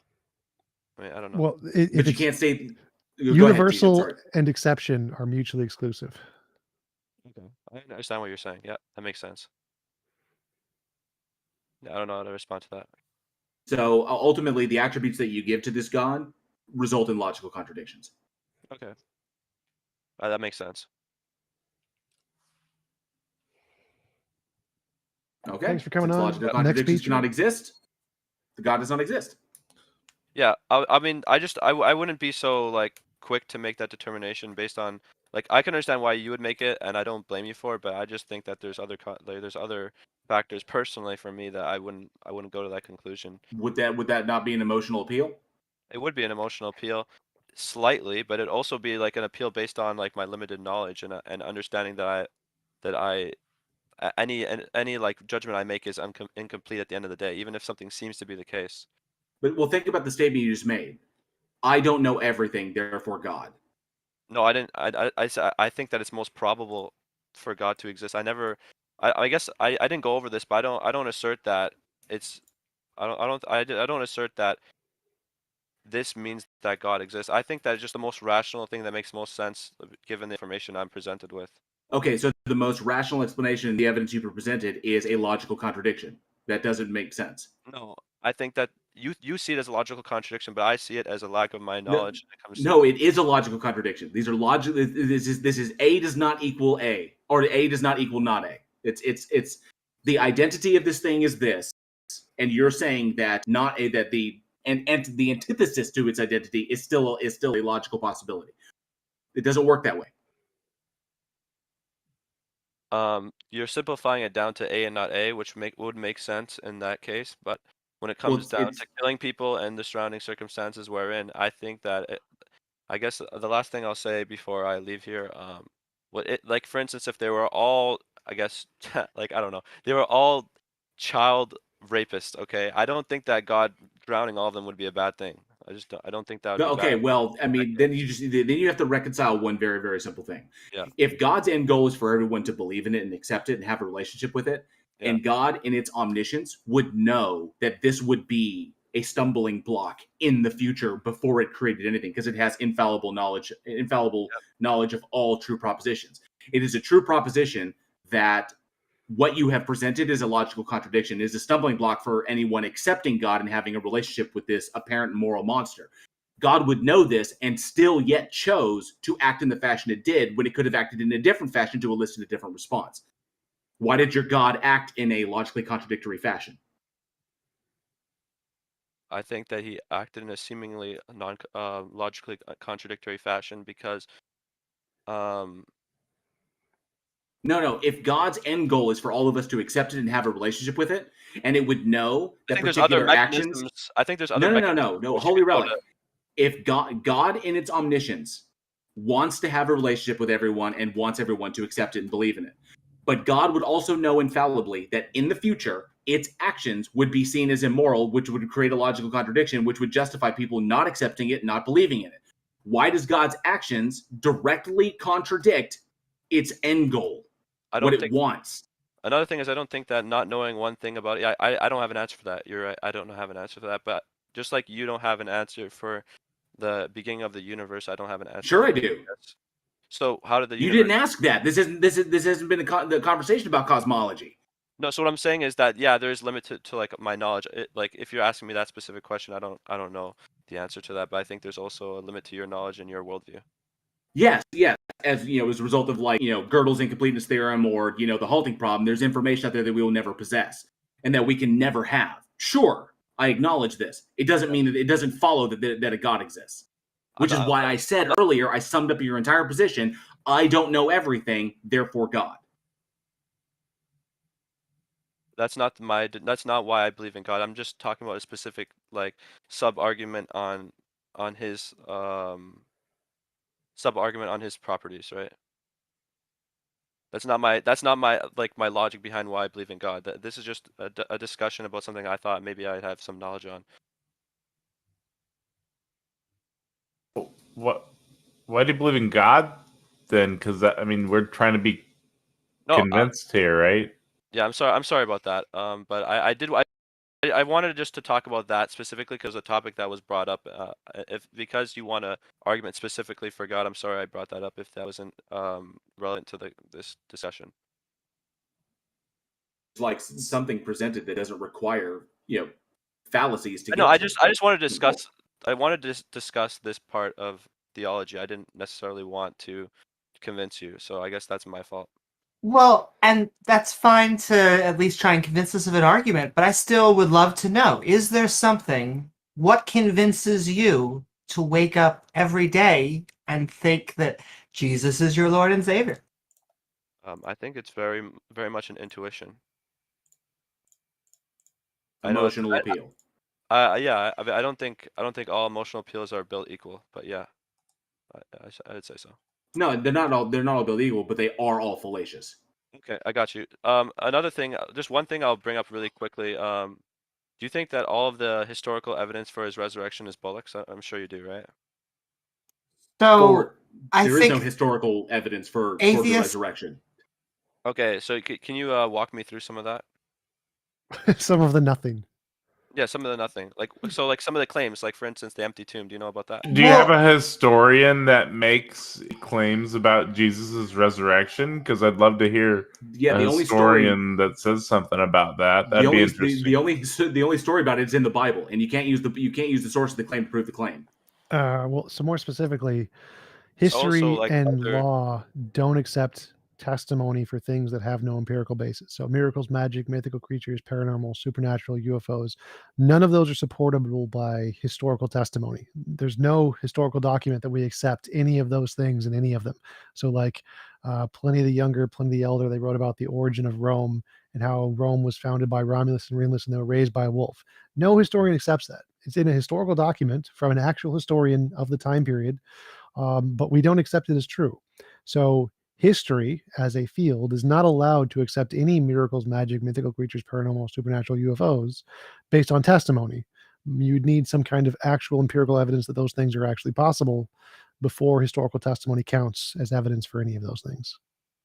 Okay. What amount of martyrs would like Zero. let's say if there's so there could be an infinite amount of people and infinite coincidence that you would still chalk up to naturalism or a mass psychosis. You know, Yes. martyr count. Yeah, That yeah. seems- The that seems- number that seems like number a of bit martyrs is irrational, irrelevant. Well, it would be irrational to say that something is true because a bunch of people are willing to die for it. The fact that people are willing to die for it doesn't increase the probability it's true, no matter how many people are willing to die for it. Like literally, if there were tens of millions of people willing to die for flat Earth, would that make flat Earth more likely? No, it would not. But that's not the only thing, right? That's like one of the big things, right? But No, it's just an argument for popularity. Well, can I also ask about this empty Okay. tomb thing? Because the empty tomb has always been strange to me. Because an empty tomb that's why I want you can to walk me mean through it. a lot of things. Like, walk us through why an empty tomb meant that Jesus came back from the dead and then ascended to heaven. Because I can think of a dozen naturalistic reasons why a body would actually no longer be in the tomb and they would be mountains of statistically higher than someone raising a resurrection. And it also, the resurrection itself is weird to me. Not saying that you can't resurrect and then go to heaven. It's just odd that the first thing you do after being resurrected is leave and have no evidence, and that the evidence of you coming back is that there's no evidence. It would have been really cool if he'd come back and then just like showed up on Pontius Pilate's doorstep and been like, "Yo, what's up, bro?" Yeah, I actually have my own explanations for this type of thing, but it might sound retarded to you guys. I don't know, but I could try explaining that. But another thing I have to like, I guess the assumption would be that the empty tomb, like you put the body there and there was Roman guards presumably like keeping watch 24/7 and the body disappeared. I mean, I don't know what else to say about that one. There's actually multiple accounts throughout the gospel. Each gospel is a different account of what happened at the tomb and who was there, who discovered it, what was going on. The whole point is what Amy is bringing up is that an empty tomb just says nothing about divinity. It just says that the tomb was empty. It says that the most logical response that somebody removed the body is all it is. Or burned it or did something. Or burned it or buried it somewhere else or stole it so that the Romans couldn't get to it. Nobody could try to, maybe they were just trying to steal the body away so that nobody could try and lay claim on it or steal things from it or for whatever reason. There's a number of reasons why a body would disappear because humans have been stealing corpses for a long, long time, to try and keep them out of other people's hands, try to give them appropriate burial rights, whatever. It says it does not logically follow. Divinity does not logically follow from an empty tomb. Not to mention, there is no historical account of the resurrection outside of the Bible. There's multiple variations about who was there, what they saw, when it happened, what happened afterwards, who those people talked to. So there's nothing there's nothing substantive to give this story any credence whatsoever. So the idea of the martyrs is that if you could prove that they had no, because martyrs in and of themselves wouldn't be. I'm gonna go back to the point you're saying, but martyrs in and of themselves, because I saw someone comment this, wouldn't be proof of anything, right? But I think that People willing to die for something exactly. is Yeah, not proof of the existence of what they're dying for. but if they had no vested interest and they had nothing to gain from it, I think that's decently good evidence. No, but they convinced themselves that they did. No, but if they were, I actually did a live stream on this where we broke down every single one of the martyrs, listed in a book, and explain how. Can you send that to me? That'd be really interesting, because I'm not someone who just like is closed-minded about these types of things. I loved learning about it. And Wait, why? Can- Why do you think that whether or not they genuinely believed matters to the truth of the statement? Like what? Indeed. it's not about whether they. I mean, like, if he could come up with an explanation for them martyring over this that wasn't them thinking this was true, that would decrease Grant the they think it's probability. true, so they think it's true. So what? Yeah. Why does David the fact Koresh that thought they that he think was- it's true David Koresh increase thought he was the probability? lamb, and David Koresh thought he was the lamb and thought he was going to bring about the new age, and he died in his compound for what he believed. Does that make what he believed true? No, I guess I would just explain it from like let's say if you had a friend that died and you have 10 friends that you know very well are like attesting that he didn't kill himself, even though seemingly he did kill himself, and they're all willing to die for that, and they don't seem to have any vested interest on why they'd be lying about this. They don't seem to have any motivation. I think this is how you do in the court of law as well. I just feel like that increases the inherent probability. No, Well, they wait, would have a vested interest one because sec. they're a friend. Well, that doesn't matter. So in a court of law, again, testimony isn't evidence for miracles, magic, mythical creatures, paranormal, supernatural, UFOs. So like for suicide cases, murder cases, testimony does count because those all have an empirical basis. But for miracles, it doesn't. It doesn't matter how many people believe what. It doesn't matter if there's 10,000 people who saw Santi Sai Baba do a miracle in person. That's zero evidence of miracles. Or thousands of people seeing UFOs, or a miracle in where it was in South America. None of those are considered evidence because there's no actual empirical basis that the miracle could happen in the first place. So the suicide case is different than, let's say you have 1,000 people who all believe that there's a comet and they're going to go to heaven and they all kill themselves because they want to be on this comet. Does that increase the probability that the comet is going to bring them to heaven? I concede that I don't have enough surrounding historical information to overgo, like, because I understand. I think there's a Hume argument on this that like any naturalistic explanation will be pretty much inherently more likely because of all the evidence that we have of other natural things that have occurred in the past. I understand that override pretty much any other like probability for you. Well, I'm going further than that. I'm saying, say there's a bunch, like 1,000 people who think that there's a comet coming, and if they kill themselves when the comet comes, it's going to take them to heaven, and 1,000 people kill themselves by drinking magical Kool-Aid. Does that increase the probability of the truth of their claim? I would have to say no. That doesn't increase the probability. But in the case of the comet, I mean, I think there would be other. I think the idea is like behind his resurrection isn't that there's just martyrs. There's also like other, like, I guess, people at the time that were quite influential that have also attested through different evidences as well that they're like of the surrounding information, like some of like the. I think there's like minimal facts arguments. Okay, as so well, let's say that like Jesus Christ existed, for instance. Jesus Christ died on this cross, and then he was buried in this thing, and then there's these guard whatever, you know. Well, that's great. So let's say that there's an asteroid coming and thousands of people kill themselves, and there's a bunch of historians who mention all of this and mention their beliefs. Does any of that increase the probability that their belief is true? So we know the asteroid came. We can just check it in the charts. We know that 1,000 people killed themselves. We have historians who mention all of these facts. Does any of that increase the probability that the beliefs of the people who killed themselves were true? I guess the only way God would reveal himself would be through something supernatural. And I guess with enough surrounding evidence, I guess you're just not convinced that it was supernatural, because if God were, for instance, How do you know supernatural exists? I don't. And I could show you or So you're why. agnostic? So I would view it kind of as like a knowledge versus certainty thing. I think that I don't think I'm certain of this, but I think that there's reason for me to believe that it's Well, true. I'm asking about the reason thing. Like, I don't care about the certainty. Let's just grant it was supernatural. We just don't know it yet. My question is does the fact that the people believed it and died for it count as any evidence at all And it seems like no. Like in the case of the asteroid, it doesn't matter how many people believe it. Doesn't matter how many people killed themselves. Those are literally irrelevant. Because you said that it Well, increases. just those with this example, no, it wouldn't increase the. I feel like they're not the same, but Well, maybe I'm wrong. so would this not evidence thing somehow become evidence with other facts? It might be if there's other surrounding facts What as was? well as Oh my god. this.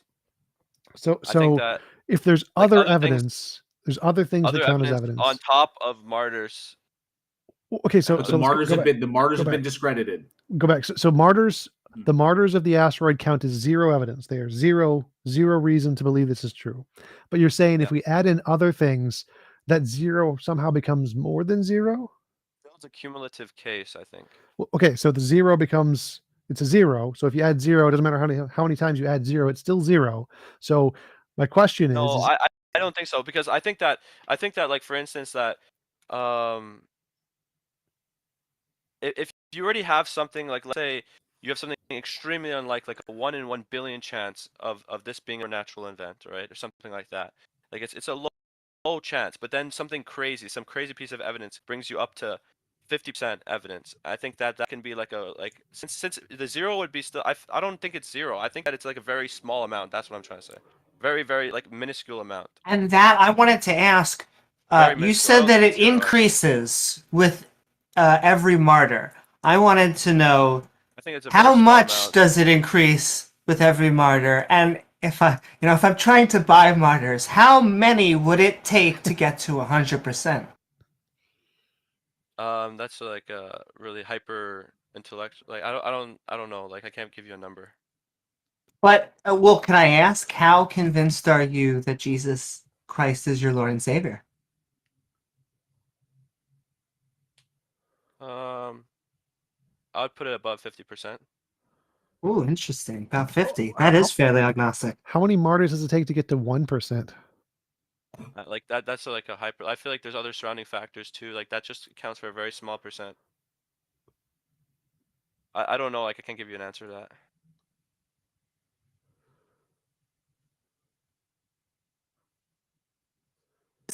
And I'll give you an extreme case. It's one that atheists normally talk about, but why we don't think that killing yourself can get you anywhere is we've seen it happen to two towers, and it turns out that when you believe something is true, it does, and you martyr yourself, it doesn't seem to. Another thing that I would say is that another thing that I think is lost in this conversation is a lot of times the implication that a lot of people are willing to kill themselves, we have this idea in our mind that they're affiliated with each other, and that's why the probability wouldn't be raised.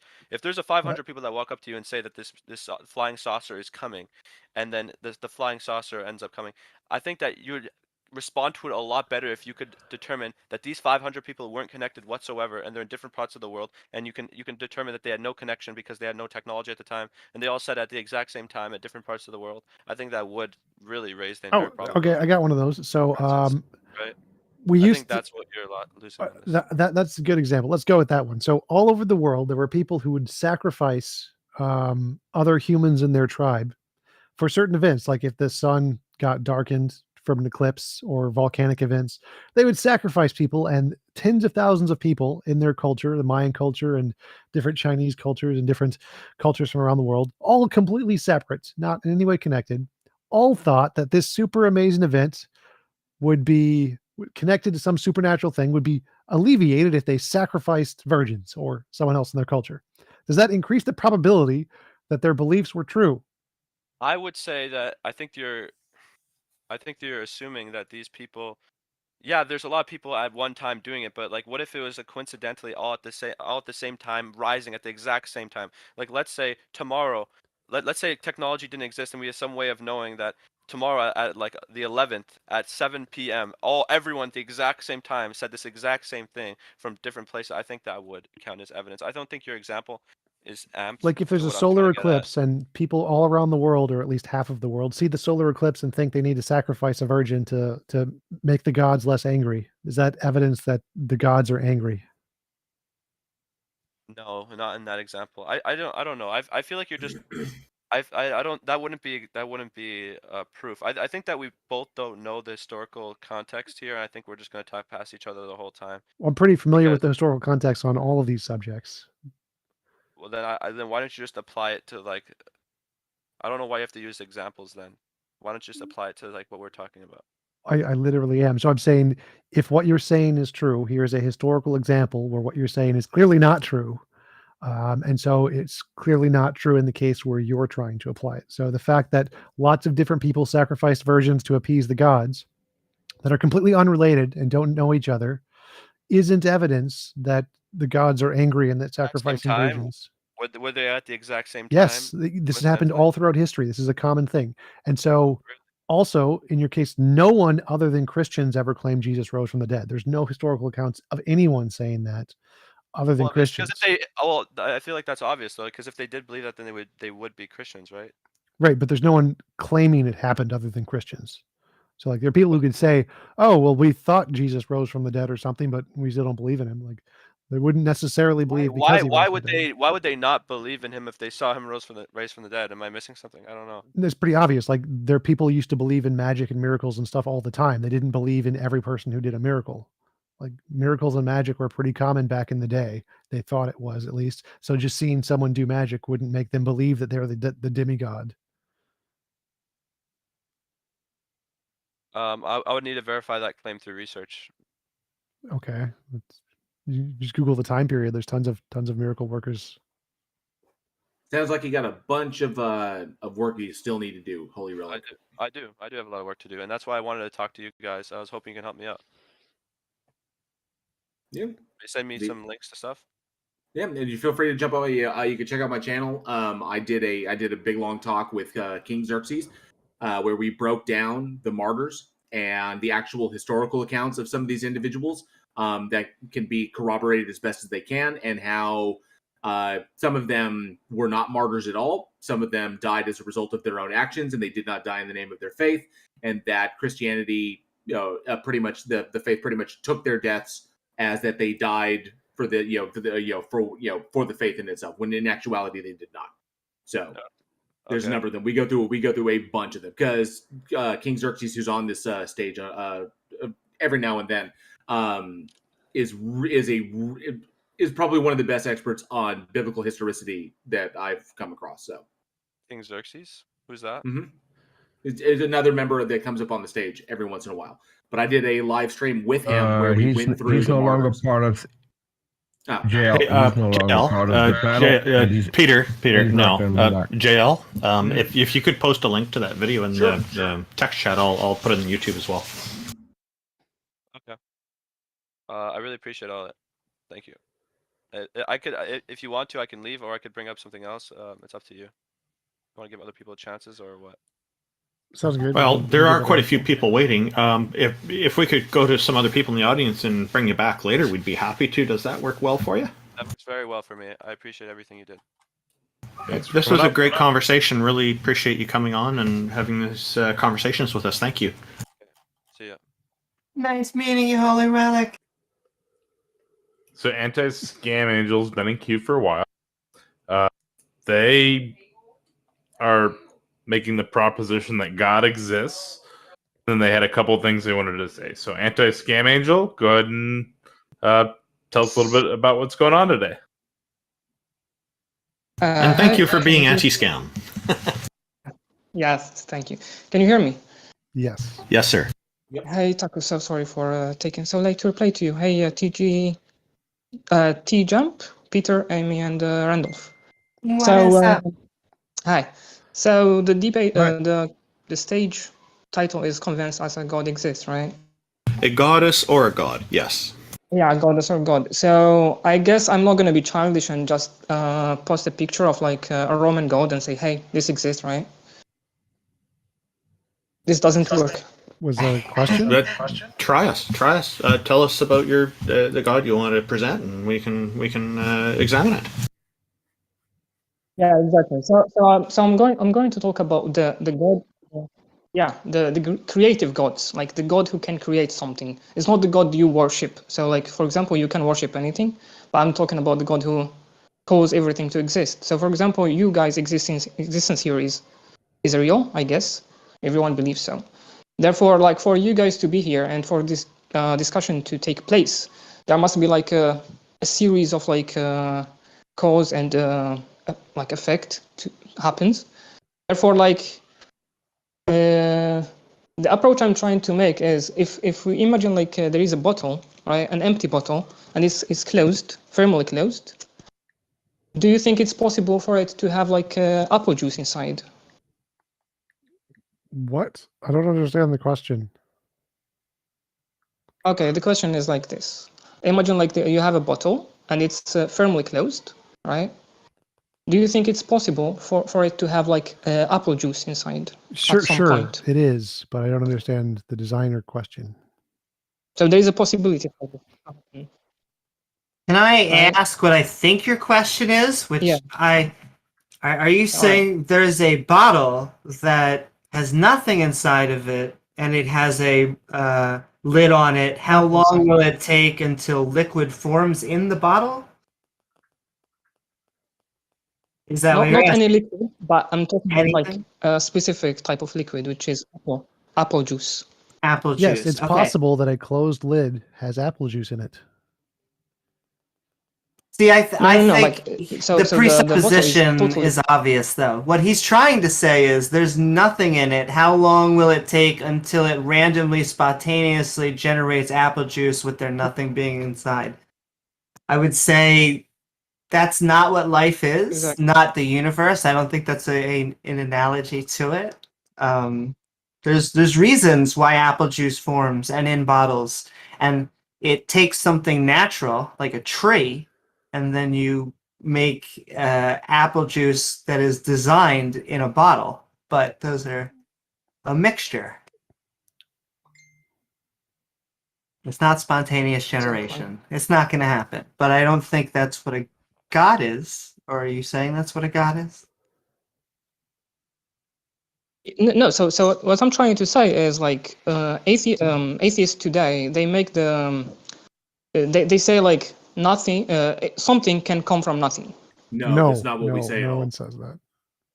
I guess that's what most of the atheists. I will Zero point out, atheists. I agree with these guys that most atheists don't say that. I can't rule it out. I have some views on absolutely nothing and not being able to rule out the possibility of something erupting from it, but I'm not going so far as to say that this is what's actually happened. So I agree with them generally. Most atheists aren't taking this position. That's kind of a straw man argument that comes up from a lot of religious apologists, and it's unfortunate because it misleads people to end up thinking that we have these kinds of views when we don't. And I'll make a stronger assertion. Something coming from nothing, unless it's Lawrence Krauss writing a book tongue-in-cheek as a response to theists saying it over and over and over, it's generally a theist and a creationist phrase. Because anti-scam, because technically something from nothing is the theist argument, because there was God and there was nothing else, and then there was God created everything. Well, they don't state that God like created everything out of itself, like it didn't pull its own energy. It simply willed it into existence from nothing. So technically that's a theistic claim that just when you project it onto the atheist, you're saying, well, you don't believe in God, so it's something from nothing. There was no mechanistic God to like magic everything into existence. But that's not what atheists claim. That's not what cosmologists claim. So no. Sorry. It is what creationists claim that atheists believe. Yeah, but how we do explain the existence of the world then? Natural process. Are you talking about the planet, or are you talking about the universe? The whole existence, like for you to be here today. I think that I'm here quantum because fields, I'm here because my parents smashed. Well, so I think that quantum fields have always existed. They have never not existed. They are uncreated, and quantum field fluctuations created. So they came from matter. nothing. No, they didn't come. They've always been. Did God come from nothing? No, it's the same thing. He was always been. Right.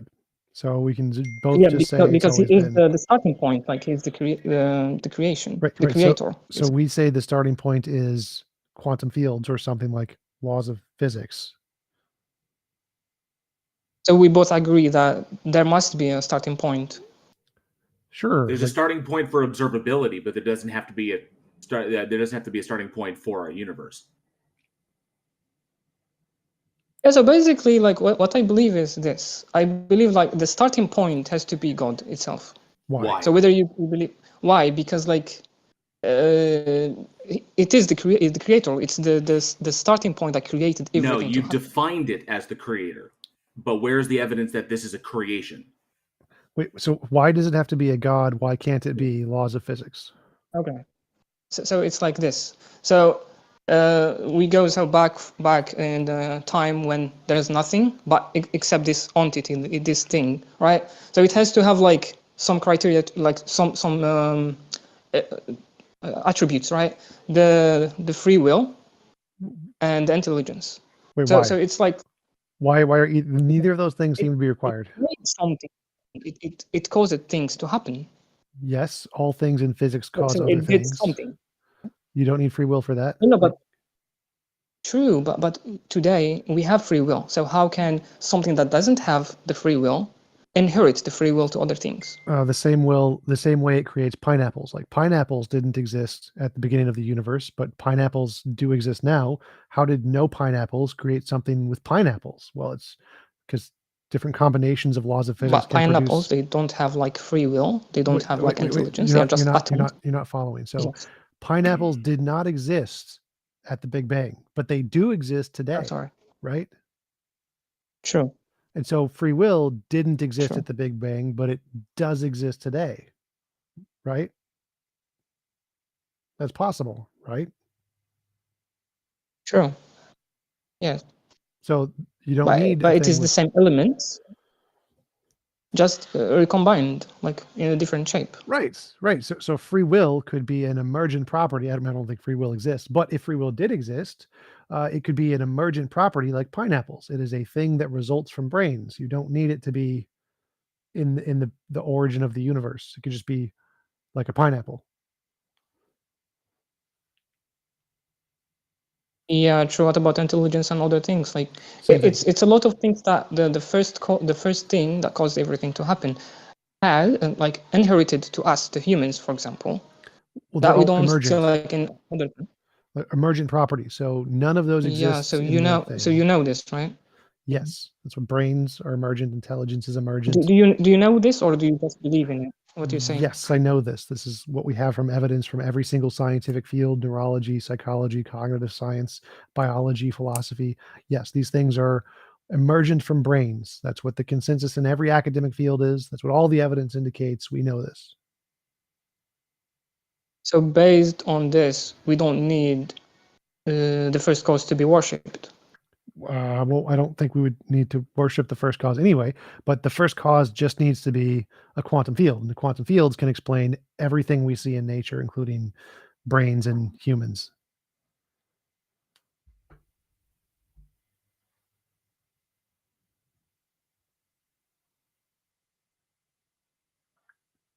Angel, you there? All right. Yeah, I'm here. I'm just listening to what he's saying. I guess he's saying something that's beyond my informations.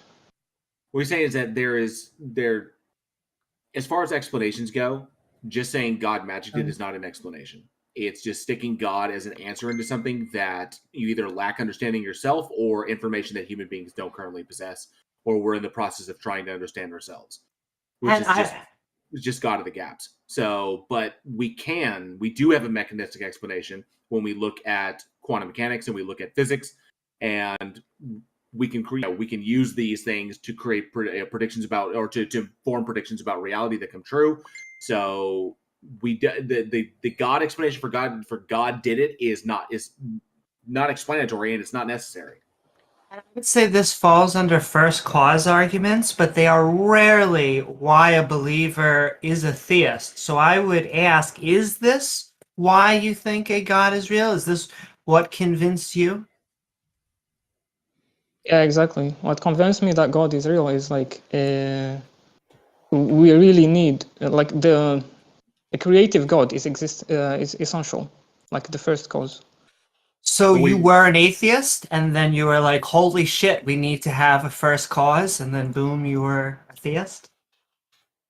So no, basically I was raised in a religious environment, but I have never been following anything. But at some point I was thinking about it, and I wasn't really convinced until like I thought about like this, like the cause thing.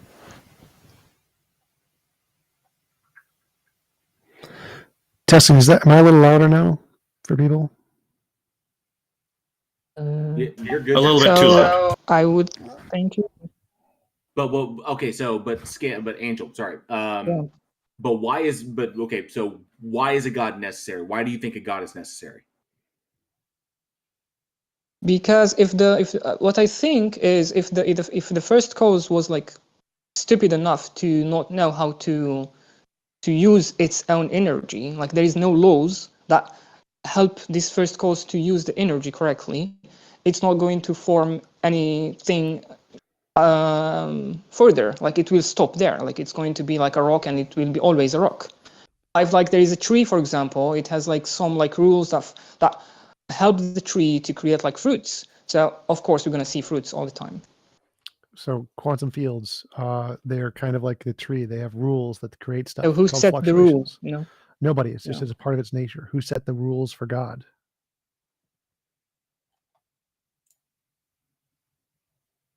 There's also, I mean, you have to take into account that. Okay, you have to take into understandable. account that we can't eliminate the possibility that this presentation of our universe is the only one and was not the first one.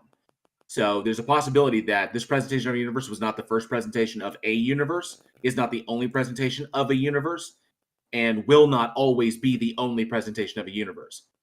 So we only have a sample size of one. So there's a lot of things that we can't eliminate, a lot of possibilities that we can't eliminate, just because we're working, with one. So we're working with what we have.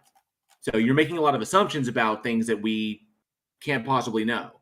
But we have a mechanistic explanation. TJump has presented that. We have a mechanistic explanation that we can work with that, and we can make predictions with it. Those predictions come true. They verify the model. God does not supply any of these things. So why would you accept God? Why is God necessary when we have a mechanistic explanation that explains it better than God does? So I guess that's why I should like stop pushing forward. I need to go read more, because TJump here referring me to like some papers where they talk about this stuff. All right.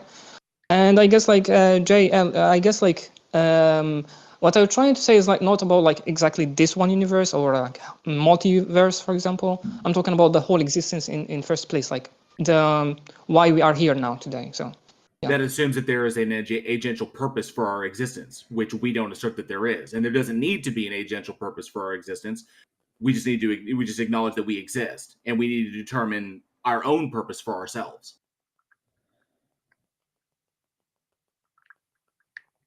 Yeah, I guess. Right. So thank you, everyone. I guess I should learn more before I talk. No, it's all good. It's okay. Everyone's Thank you for coming up. Thank you, Tacos. Sorry again. Thank you, everyone. It was nice meeting you, Angel. Take it easy, Angel. Thank you very much. We have Luca. He is a cult leader, apparently. I don't really know that. That's just in his name. What's up, Luca? Hello, Luca. I remember Luca and I spoke a few days ago and had a really good conversation. I'm looking forward to what Luca has to present here today. Hey, so one, I guess the cult leader thing it's a joke on the server. Someone called me that, so I just added that to my tag. So I wanted to touch on something that came up earlier in the conversation. So there seemed to be a dispute between you and someone else. I think it was the Holy Relics guy, about whether or not God's alleged act, I'm not a Christian, of drowning the world with a flood or something like that would be moral. And I'm just curious about the substance of that debate, because it seemed like Holy Relic had some kind of theory in the background that had to do with like God to make things morally permissible or not. But the thing that I didn't really understand, sort of from the objector side, is what exactly is going to make it the case for any of you that God drowning the world with a flood is like impermissible for God to do? Because presumably that's required for a moral argument against that kind of thing. Well, for me, it's going to require convincing me that somehow that was an act of morality and that that was morally justified. The big problem here, the big elephant in the room here is the fact that morality is not objective, it is subjective. So this will require that there be we find some agreement on what constitutes moral. And then if we can agree that there are certain moral standards that'll help us to decide this, then we can make non-subjective or objective determinations on whether that act was moral. And then from there we can proceed. So there's a bit of a can of worms on this, I guess you could appreciate. Well, I would actually go a little further than that. So, when we assess what morality is, we use our moral intuitions, and so it's usually reflecting morality from the Christian. Ask the Christian, is it moral to drown babies? They say no, and so they understand intuitionally that drowning babies is bad. And then we say, well, look, God drowned babies, and so we're using their own intuition to contrast with the Bible, because the way Christians work is they look at their own intuition to try to assess what objective morality is. They think that their own intuition is a reflection of objective morality. And so you can contrast what they believe objective morality is in their hearts to what it says in the Bible. And so we can use people's intuition to understand what morality is. Drowning babies is bad. And then contrast that to the actions done by the Christian God, which are drowning babies. So we don't need an objective standard to assess that it's bad to drown babies. It's irrelevant to the point. The point is simply that if you in your heart understand drowning babies is bad, that's in conflict to the things that God in the Bible did. So I think I'm probably just going to straightforwardly disagree with that. And then to quickly respond to what Richardson said, I think the issue mainly is that if you're saying that morality is subjective insofar as there's no like substantive sort of external to human agency facts or something like that, I don't know, about moral truths, it seems like that guy is going to disagree with that. I generally take theists in those kind of debates to be committing probably to either some kind of divine command theory or some other theory on which God is the grounds of what is morally permissible. And it's going to follow, for instance, from, let's just say he's positing DCT, divine command theory of some sort.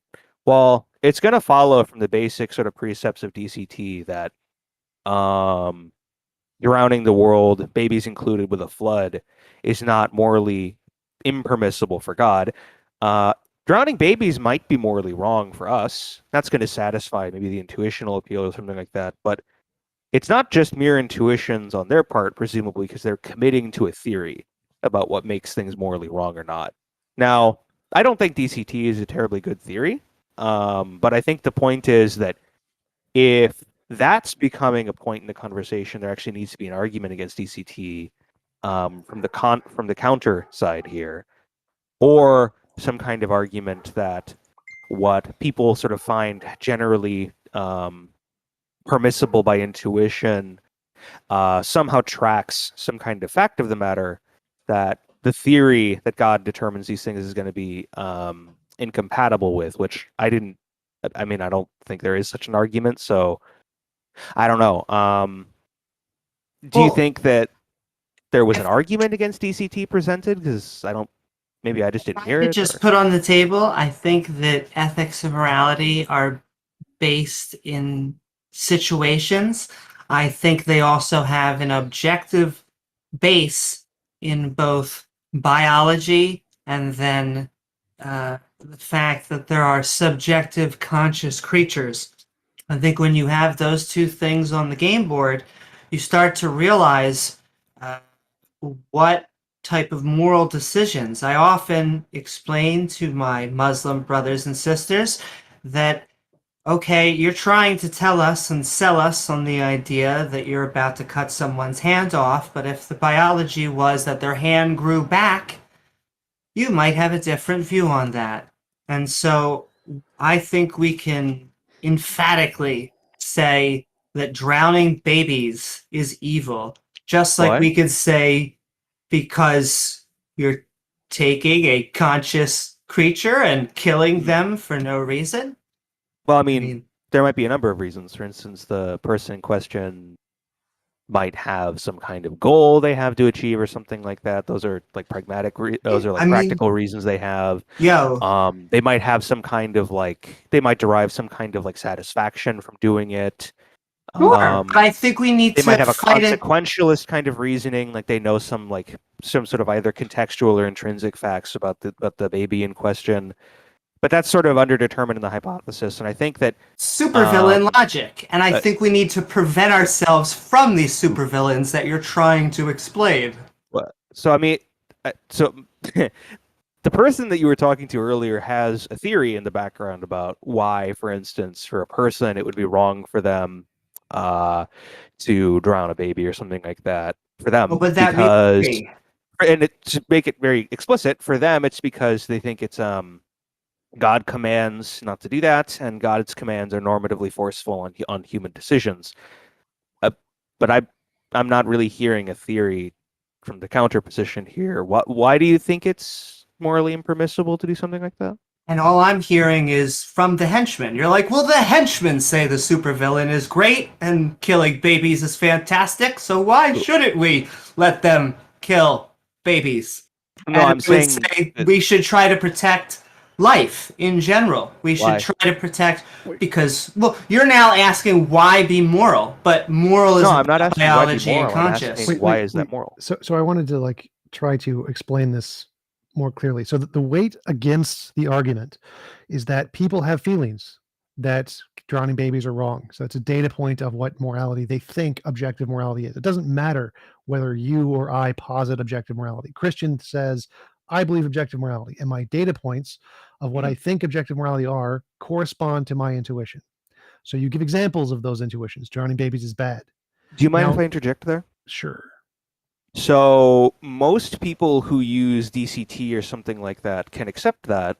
But for instance, let me just play Christian's advocate, I guess, not devil's advocate there, so someone might say, for instance, in the supermajority of cases, the act of a human drowning a baby is going to be wrong. And they're going to use that maybe as something like evidence or something like that. I'm very skeptical of like using intuitions as evidence in this kind of discourse, but let's say they do.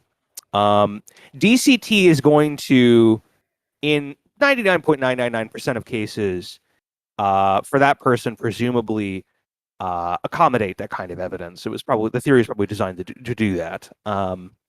And that's great. So the only difference that you're going to have between the person who's advocating DCT is that they're going to think it's okay for God to do that. That's great. So the second part of this argument is that we assess whatever methodology they have and then apply it to like Hitler.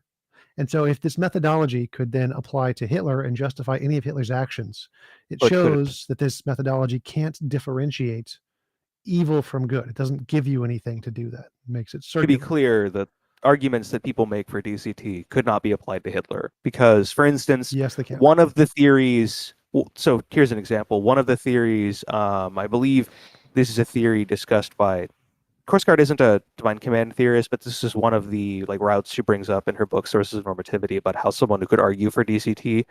For instance, they think there are certain teleological facts and that God is the creator of those or something like that. Hence, God is going to have like a causal role in explaining why certain things have these like normative facts about them, these teleological facts, and so it's going to be wrong for like a human to do something like that. Hitler doesn't have any ability to determine the like intrinsic or teleological content of other beings, and so this could not be used to justify the actions of Hitler. Literally irrelevant. So it doesn't matter. No, I'm answering your question. No, you're not. So literally, it doesn't matter. No, you did not. So it literally doesn't matter what they do. The point is to give an example of someone who the Christian says, yes, they're immoral. And could this methodology be applied from a Hitler apologist to say that, no, he's not immoral for the exact same reasons? If it can, then that means that the methodology being used can be applied to literally anything to say literally anything isn't immoral. Yes, it can. So I just proved it could. Well, so I'll explain exactly how. So again, the person for the kind of theory that I'm giving you as an example, DCT, divine command theory, I'm using it has a background, for instance. I'm very familiar. I'm explaining to you why that doesn't matter to the argument.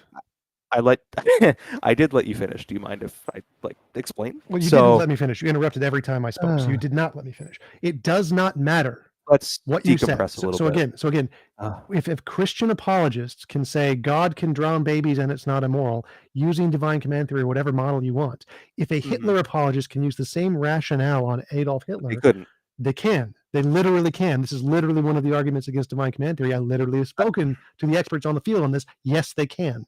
So I'll explain. They believe Adolf is a perfect sky daddy who created the universe as an incarnation of God. Yes, it literally can. So that's not Adolf Hitler. Yes, that's they a can. hypothetical. Stop interrupting me. The fact that you're an idiot does not help here. So you can literally apply the same methodology. You're still I've interrupting. not insulted you. I don't want to be rude. Still interrupting. Can you not be rude to me, You please? literally never let me finish once. Stop talking. I'm an expert on this. You're ignorant on this. The exact same methodology. Can I go to the other people in the conversation to not have you have to stop insults talking. thrown my way? Stop I don't talking. want this to be a bad conversation, but I don't really appreciate being randomly insulted for no reason. Well, I'm insulting you for a very good reason. You won't shut up. Let me finish.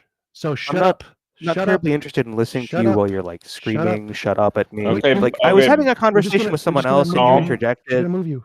What's the saying? Goose fraba. Calm down a little bit. I'm asking for the conversation to become a little calmer, but I mean, not to point any fingers at anyone, but there's a person screaming at me to shut up and shut up. Holy shit! So can I return to the conversation I was trying to have with that Amy person? No, idiot. Okay. Holy shit! So I was a little confused as to why we were discoursing on a hypothetical position that the person who espoused that argument, they're not even here to elucidate on it. Well, no, he made a good argument. His argument is that divine command theory is a theory that states that moral grounding is whatever God says or whatever, and therefore drowning babies isn't immoral. So what is the point of arguing that drowning babies is immoral? What's the possible reason that could be a good counter argument to divine command theory? And the reason it's a counter argument to divine command theory is because it's a reductio ad absurdum. You take a data point that's obvious to everyone, drowning babies is wrong, and you use that as a way to try to create an intuitional conflict, the cognitive dissonance between the individual and their intuitions and their objective belief that divine command theory. That's the justification. And you can say, if you use this methodology of divine command theory to justify God's action, anyone who believes some sky daddy or divine command Adolf could use the exact same argument to justify Hitler's actions, even though they were wrong. So there's no way within the methodology to differentiate between a correct usage of divine command theory and an incorrect usage. It's just made up. It's arbitrary. So the reason we can use the drowning babies against the divine command theory is by creating cognitive dissonance, by using their intuitions that certain things are wrong to contradict the actions of the Bible, and then show from whatever methodology they're using is arbitrary because it can be applied to literally anything. That's the answer to his question, but he was too stupid to shut up and listen. We've concrete plus in queue next. This should be an exciting one.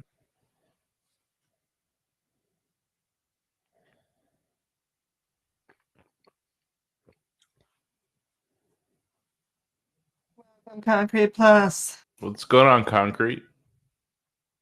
Restaurant. It happens. TJumps just made a weird claim that he's an expert. Yes. How did you get your expert status? By speaking to and discussing with the experts. Okay, so I've spoken to an expert. I've discussed with an expert. So therefore, I'm an expert. If you've made progress in the field and they say you have, then yes, sure. I'm sorry. How do we judge your progress? Do you want to bring up an argument for God here? If you want to know my expert status, go talk to the experts I've spoken to and look at the videos where they say, "Yeah, you really know what you're talking about." Oh, and then that would determine that you're an expert. They say, "Yeah, you know what you're talking about." Yes, if the experts in the field talk to you and say, "Yes, you know what you're talking about," then yeah, you're an expert. Do you have a question related to the topic? Okay, awesome. I have a problem with you excluding miracles from being, I guess, verified as being evidence. Now, how is it the case that you've been able to do that? That hand waving? What? I don't know what you're talking about. So I said in history, the field of history and the field of law, miracles, magic, mythical creatures, paranormal, etc., none of those are considered evidence. This isn't me. This is academic fields of history and the legal field of law. Also, I just want to put on the table that miracles, by their definition, are a defiance of physics. So if you get a physics journal to present an argument or evidence for a defiance of physics, I mean, holy shit, but bring it on. Well, I don't No, think that's miracles not don't true. have to be. Miracles don't have to be a defiance of physics, and whatever our legal or historical philosophy is, it's just going to be based on the current or local philosophy. So there could be another environment or another time where historically, legally, miracles are admissible, well understood, and accepted. So you pointing to your current or local understanding or philosophy on these subjects doesn't somehow create a universal standard. You understand what I'm saying? Yes, obviously it's not a universal standard. It's just the best standard with all the evidence we have today. So obviously there were a bunch of goat herders in the past who thought miracles were legitimate. And then today, when we've actually explored those with evidence, we found they're just making shit up. So maybe in the future, when we actually have novel testable predictions of miracles, we might accept miracles. But since they don't exist today and there's no evidence of them today, they're rejected by every academic field because there's no reason to believe it. And so all rational people don't. Well, Concrete, you just did a lot of claims. Concrete, I have a question. One second, let me just deal with what he's saying real quick. Well, I have a question. Right. I want clarification. Concrete. I want a clarification about what you're talking about. What do you specifically consider a miracle? Because is there a difference between a miracle and a rare event? I don't want to get into semantics. So it's not semantics. I'm trying to understand. I'm trying to understand where you're coming from, Concrete. I think if just you're, means if you're citing. I think you're going to bog down the conversation by getting into semantics. So, Concrete, would it be fair to say a miracle is just an action done by God or something along those lines? No, that wouldn't be enough of a definition. Because actions done by God would be flooding the earth, killing the Sodom, or so destroying the Sodomites, so on and so forth. Actions done by God to help or something. Semantics. Let's not. If you want a quick answer, which we're not going to delve into, it's going to be a highly improbable, fortuitous event, right? Highly improbable, fortuitous, highly improbable that the Jews would be killed, but it's not fortuitous. So highly improbable and fortuitous. All right. Now, back to your claim, TJumps. Back to your claim, TJumps. You said that we have no evidence for miracles. Was that your statement? Well, we like winning the lottery by your definition would be a miracle. That's what I was going to bring up. Oh man! Look, so it's like a supernatural thing, right? That it would be. Look, I'll add another part that it would be in alignment with God's nature. So God is not a gambler.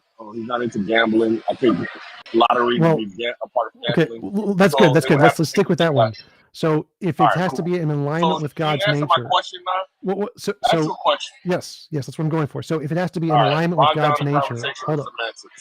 If it has to be in alignment with God's nature, you need evidence of God's nature. Otherwise, anything either could be or could not be. And we have evidence of God's nature.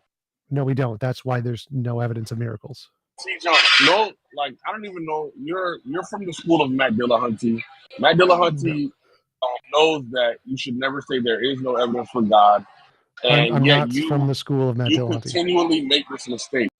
So, what evidence is there any information or facts, information, events, arguments that could be used to forward the likelihood of a proposition being true? A proposition on the table is God.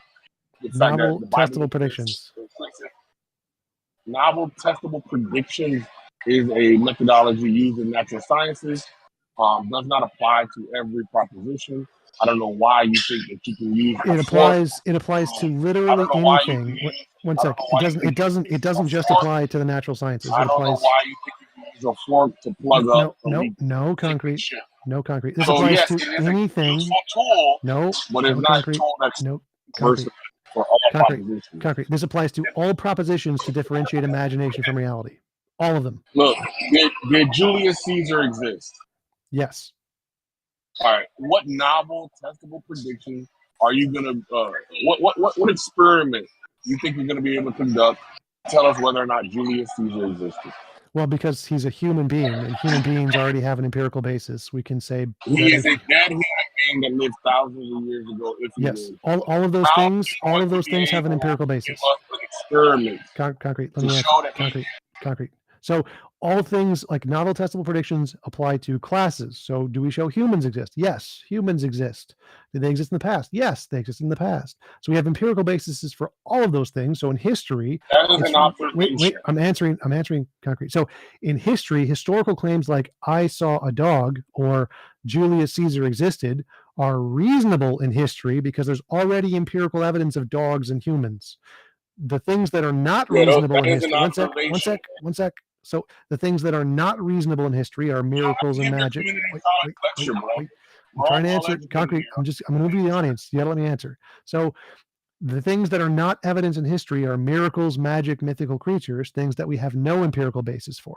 So saying Julius Caesar existed, there's already been novel testable predictions for humans. We already know humans existed. So saying a human existed in the past is completely reasonable to believe based on historical accounts.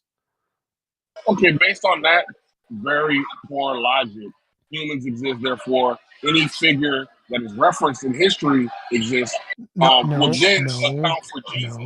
No. So then, because we know humans observed particular and wrote about particular things that Jesus did, everything that Jesus did is now accounted for. No. So you just shot yourself in the face, and now you're going to try to walk it off. It's a headshot. It's fatal.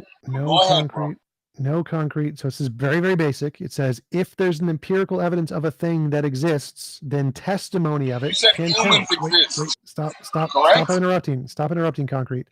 Humans. You're making it so laborious, man. Bye. So humans exist. The fact that we have empirical evidence, novel testable predictions that show humans exist, anything that has a current empirical basis, then historical claims in the past can be considered evidence for that. Doesn't mean they're good evidence. Doesn't mean everyone who's claimed to exist in historical text exists. Are people getting kicked from the stage? Yeah, if they interrupt me, I'm just going to move them to the audience. So I need to be able to finish the statement.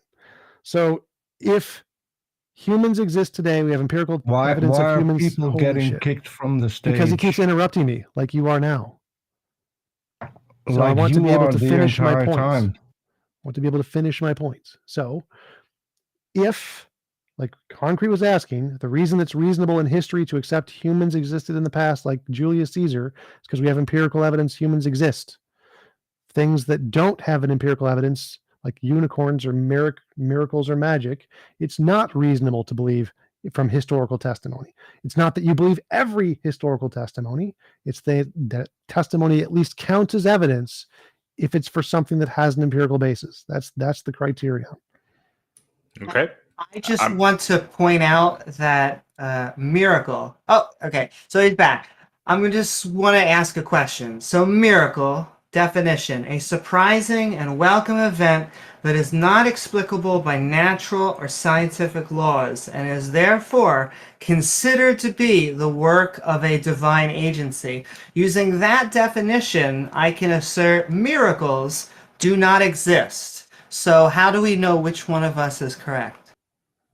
Well, I want to deal with what TJumps was just saying, which is basically a reiteration of his first point with actually no changes that would negate the existence of Jesus Christ, right? Jesus did exist. All he did was label it great.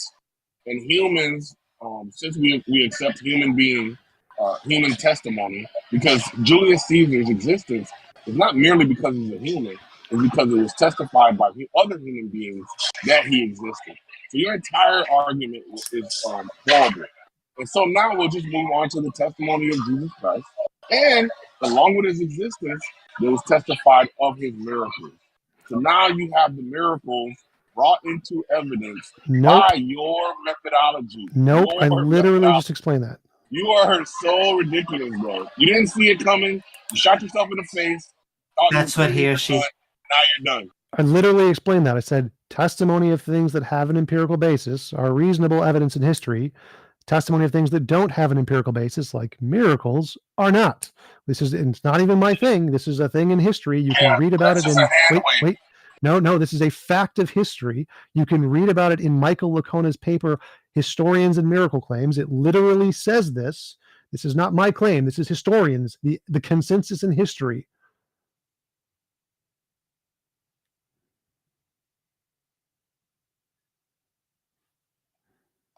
Yeah, so according to Mike McCona, or whatever position he may hold, He's a Christian. I know he's a Christian apologist. So just because he has a philosophy about miracles and their evidentiary classification doesn't mean that this is like undisputable, irrefutable facts of the matter. No. This is just a philosophy and position on a phenomenon. No, he's disagreeing. I don't share it. No. Look, bro, One sec. You hate it when you over talk, but you're doing a thing. I know you're a diva. You can't control yourself. Concrete. Stop calling him names and have a back and forth with him. I'm okay with interrupt. Tell him to stop over talking. I'm okay with him calling me names, but wait. I just want to clarify. Mike Lacona is arguing for miracles. So he's in the paper. He's specifically saying that the consensus of historians in all fields of history that doesn't change anything about my argument. Concrete. My it's argument. A philosophical position. So it's not an ontological position. Concrete. It's not a fact of the matter. It's a philosophical position. Do you understand the difference? Concrete. So my argument is that the consensus. Wait. Bro, now you need to engage, right? You can't just sit here and lecture. No. You're deflecting. You're deflecting and not addressing the point. No, I'm not. I addressed it straightforward. No. It doesn't matter his philosophical position about miracles. I'm not talking. I do not care. Concrete. Your standard of evidence was used to justify. I'm going to move you to the audience. I'm going to move you to the audience. You got to shut up. You got to shut up. You got to shut up. So Mike Lacona is a Christian. He is arguing that we should accept miracles. In the paper, he literally describes the consensus of historians in every academic field, which is what you're arguing against. You're arguing against the consensus of the entire methodology of history. That's the part that I'm talking about. So if you want to disagree with that, that's fine. But this is not my position. This is not Mike Lacona's position. This is the consensus of experts in the field of history. That's the thing you're arguing against. So I'll pull him back up. Please stop kicking him to the audience. Concrete, stop interrupting TJump. TJump, stop interrupting him. When y'all finish conversing, we can go ahead and move on. But one at a time. Come on. So basically what TJump did was he cut me off and he's accusing me of derailing. Okay, we're not for something. Let me just. We're not doing meta. Position. Just chill, bro. Concrete. Drop the meta and get to the point. My homies said so. I don't care about what your homies said. What I care about is what is factual. It is a fact of the matter that people reported the miracles of Jesus Christ. Now, if it's the case that you hold to a philosophical position that those people cannot be relied upon, that is a you issue. Doesn't mean that I should take on your philosophy. All right, great. So now we're just going to move on to another aspect of what you brought up was, can we know that Julius Caesar is a real person? Yes, because humans exist. And humans have reported events in history. So I guess Paul Bunyan exists. I guess Aquaman exists, or the Loch Ness Monster, or any other entity that's been reported on. It now necessarily exists because of the TJump standard. Do you agree? Moron. I've literally explained this like 4 times now. If we have empirical evidence something exists, then that means testimony in historical claims is evidence. So if someone had testimony that some guy named Xerxes exists, that testimony would be evidence. Does not mean Xerxes exists, idiot, but it is evidence. It is valid evidence to bring testimony for things that have an empirical basis.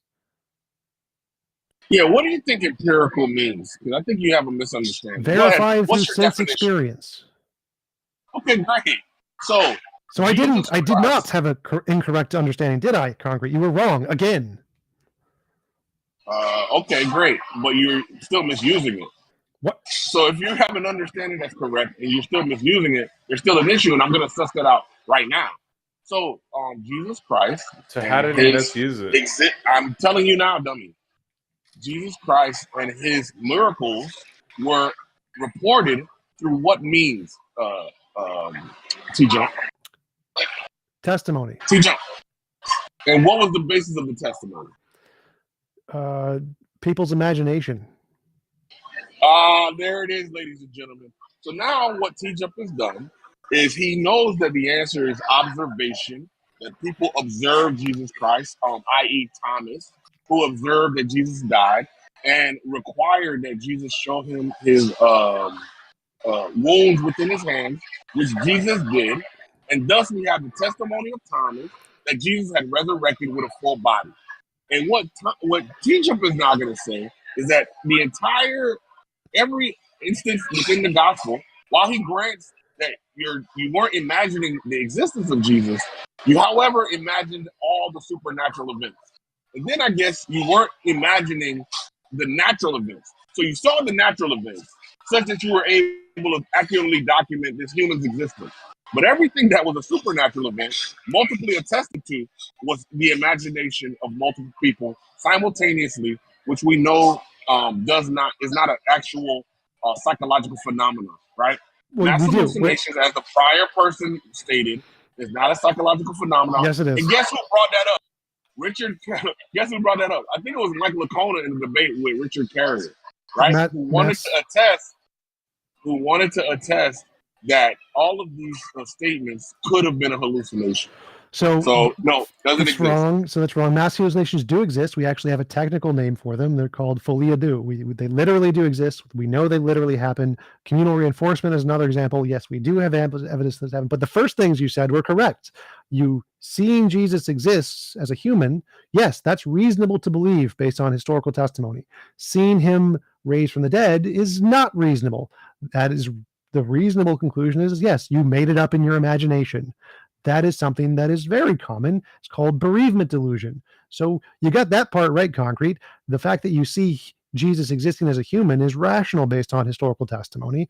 Miracles, not rational. That's the consensus of all of the experts who have studied the field for decades. Yes. All right, great. So now what we have is an alternate explanation. And for TJump's current existence and our experience of TJump right here, right now, visually, audibly, there could be an alternate explanation, which is we're all hallucinating it right now. And if it's the case that somebody else was to hear the recording, not only are we hallucinating it, it was fabricated through some other AI means, right? So that's all that's happening. So now, if it's the case that we were to take those two theories, hypotheses, mass hallucination or the event actually happened, we'd apply Occam's razor to I never said mass any of that. hallucination. We'd apply. I'm talking about what rational people are doing, not you. No, you were talking about my method, right? You're You were talking about my method. You're over talking me, bro. So what we would do is apply Occam's razor to the mass hallucination theory and say that most people or groups of people are not going to be able to simultaneously and identically have the same hallucination that they are reporting in identical manner. So just think about what's happening. Something that is not happening in the real world is happening psychologically across multiple people in an identical fashion. Now, TJump believes that this phenomenon is real, mass hallucination, but there's no reason that a normal human being to believe that this is real. The most likely cause is that the event actually occurred and multiple people witnessed it at the same time. Just interrupt that even though you say normal people, it is the consensus of scholars that either Jesus did not resurrect or no position at all. That's just a claim. If you could post it in the chat, I'd love to read it. I gave you the reference. Historians of Miracle Claims, Mike Lacona, he literally goes through that exactly what you just asked for. But wait. You don't like it. You don't like that historians disagree with your silly position.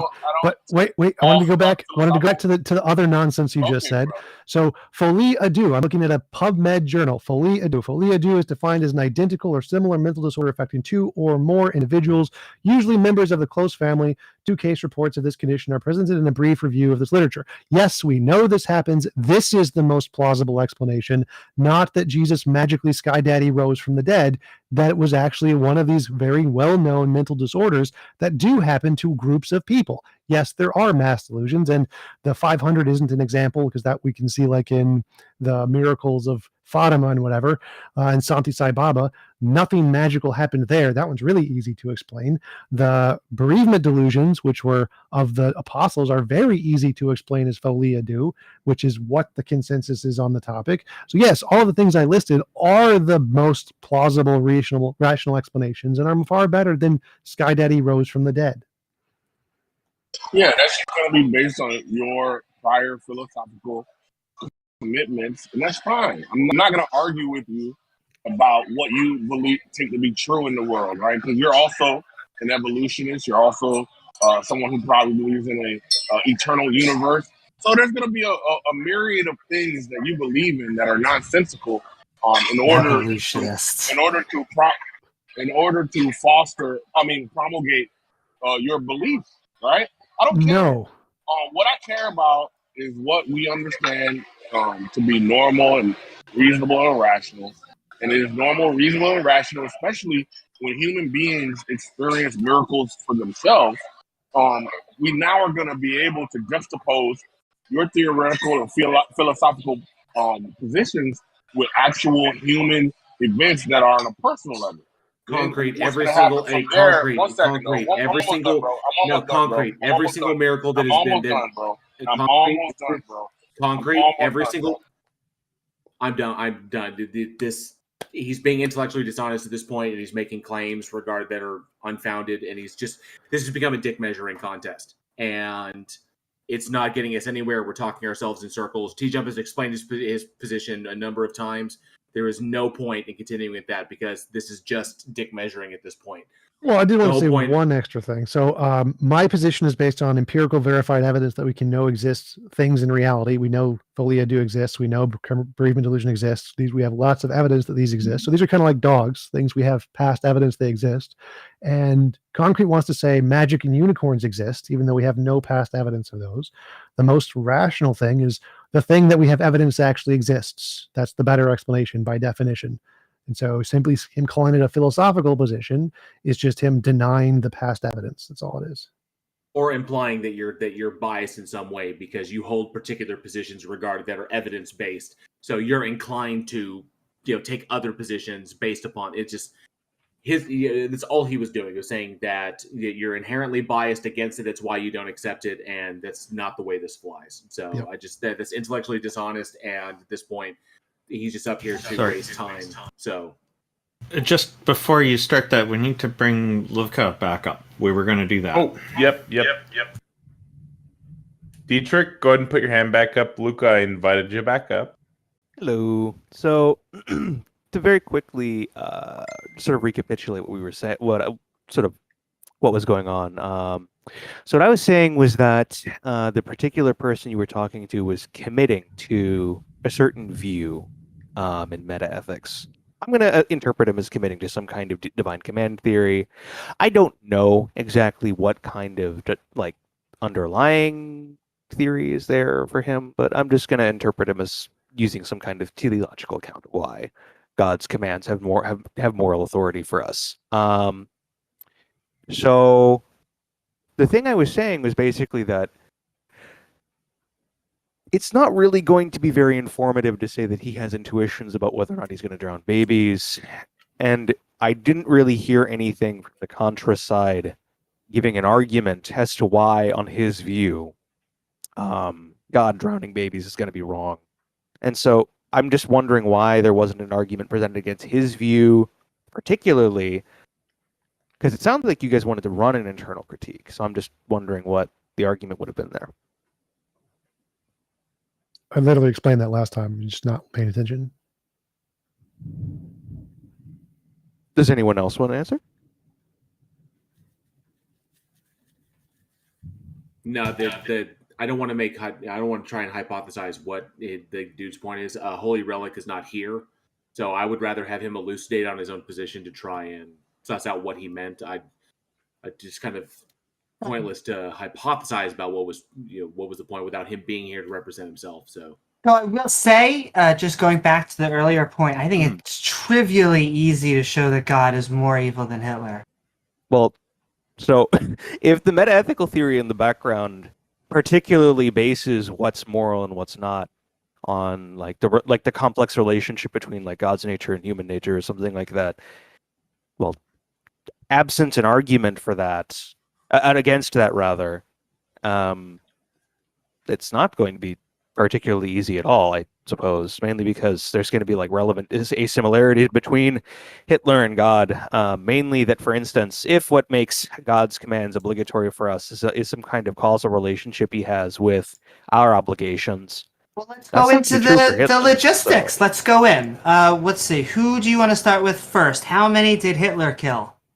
Well, but the point is, killing people by itself... Well, I mean, come on!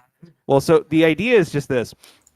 Killing people in and of itself on this view isn't going to be wrong because he's not committing to something like utilitarianism or some kind of hedonism or something like that, on which the consequence of killing someone is considered as like a pro tanto reason for abandoning that course of action. It's going to be whether or not it was impermissible to kill that person or something like that. And so while it may be impermissible for Hitler to kill a person, or to command the Holocaust or something like that, it won't be impermissible for God to command a very similar sort of thing, particularly because of the moral authority that the advocate of DCT says that God has in virtue of his creation of the world or something like that, that Hitler obviously is going to lack because Hitler is a human being. It's very similar to, for instance, well, just to elaborate, it's going to be a theological voluntarist is going to usually analogize God with something like a just government. So in just the same way as it is impermissible for either you or I to imprison someone for many, many years, presumably it's not impermissible for our governments to do the very same thing. And so that's going to be the kind of authority that they're particularly talking about, right? That he somehow has an authority to just kill. Well, I did want to go back to numbers because we were just comparing. Mm-hmm. So, we have the millions and millions of that Hitler killed, but God did kill everybody, right? So it does seem like God is pulling ahead in the evil category versus Hitler, at least if we were just look at it population-wise. Why is killing a person intrinsically evil? Well, hey, real fast, it's the only reason. Okay. TJump, can you just read group chat when you get a moment? Sorry, where continue. Is that? In the PNR thing or in the like other thing? Oh, it's a private chat group. So the idea is that the person who advocates DCT, that kind of metaethical theory, is probably going to disagree that there's an intrinsic moral status to like some kind of relation like X and Y, of where X and Y are two persons, X kills Y. For instance, there might be morally sufficient reasons for someone to kill another person. Like, let's say they're invading your house and you have like the obligation to protect your family, and so you kill them in the pursuit of protecting your family. Or the other person has, for instance, committed an immoral action sufficient such that they deserve to be killed or something like that. That's actually what the person you were talking to about this brought up, that he thought that in the flood account, for instance, the people who died were in sufficiently like sort of illicit moral situations that it was just for them to be killed. And so exactly. The babies were evil enough that they were worthy of drowning. I don't really... So you're saying that as if it's like an objection, but I don't see substantively why on that view something like even a baby could be held like blameworthy for something. Do you have an argument against that? Or objection, it just sounds like God, like it sounds like it's evil and stupid and things that humans wouldn't do, but really God has this 4D chess and he's so powerful that it actually kind of makes it right. Like, is that the... So do you have an argument particularly as to why it's intrinsically wrong for you to like punish someone or like that, or Or because it's basically the only reason that we have ethics and morality is biology and conscious creatures, and that if you're Well, actually talking but- about something else, you're not talking about ethics or morality. You're asking why be ethical or moral. to be very clear, if that's an argument against someone who's an advocate of divine command theory, that would be a question-begging argument, because that's to assert that their position Why? is false in the very argument, like in one of the premises of the argument that you're giving. I would. So that can't be a good argument against their position. Well, no, it could be that God exists and he's a moral monster. So the advocate of divine command theory thinks that the reason there are moral obligations is because God exists.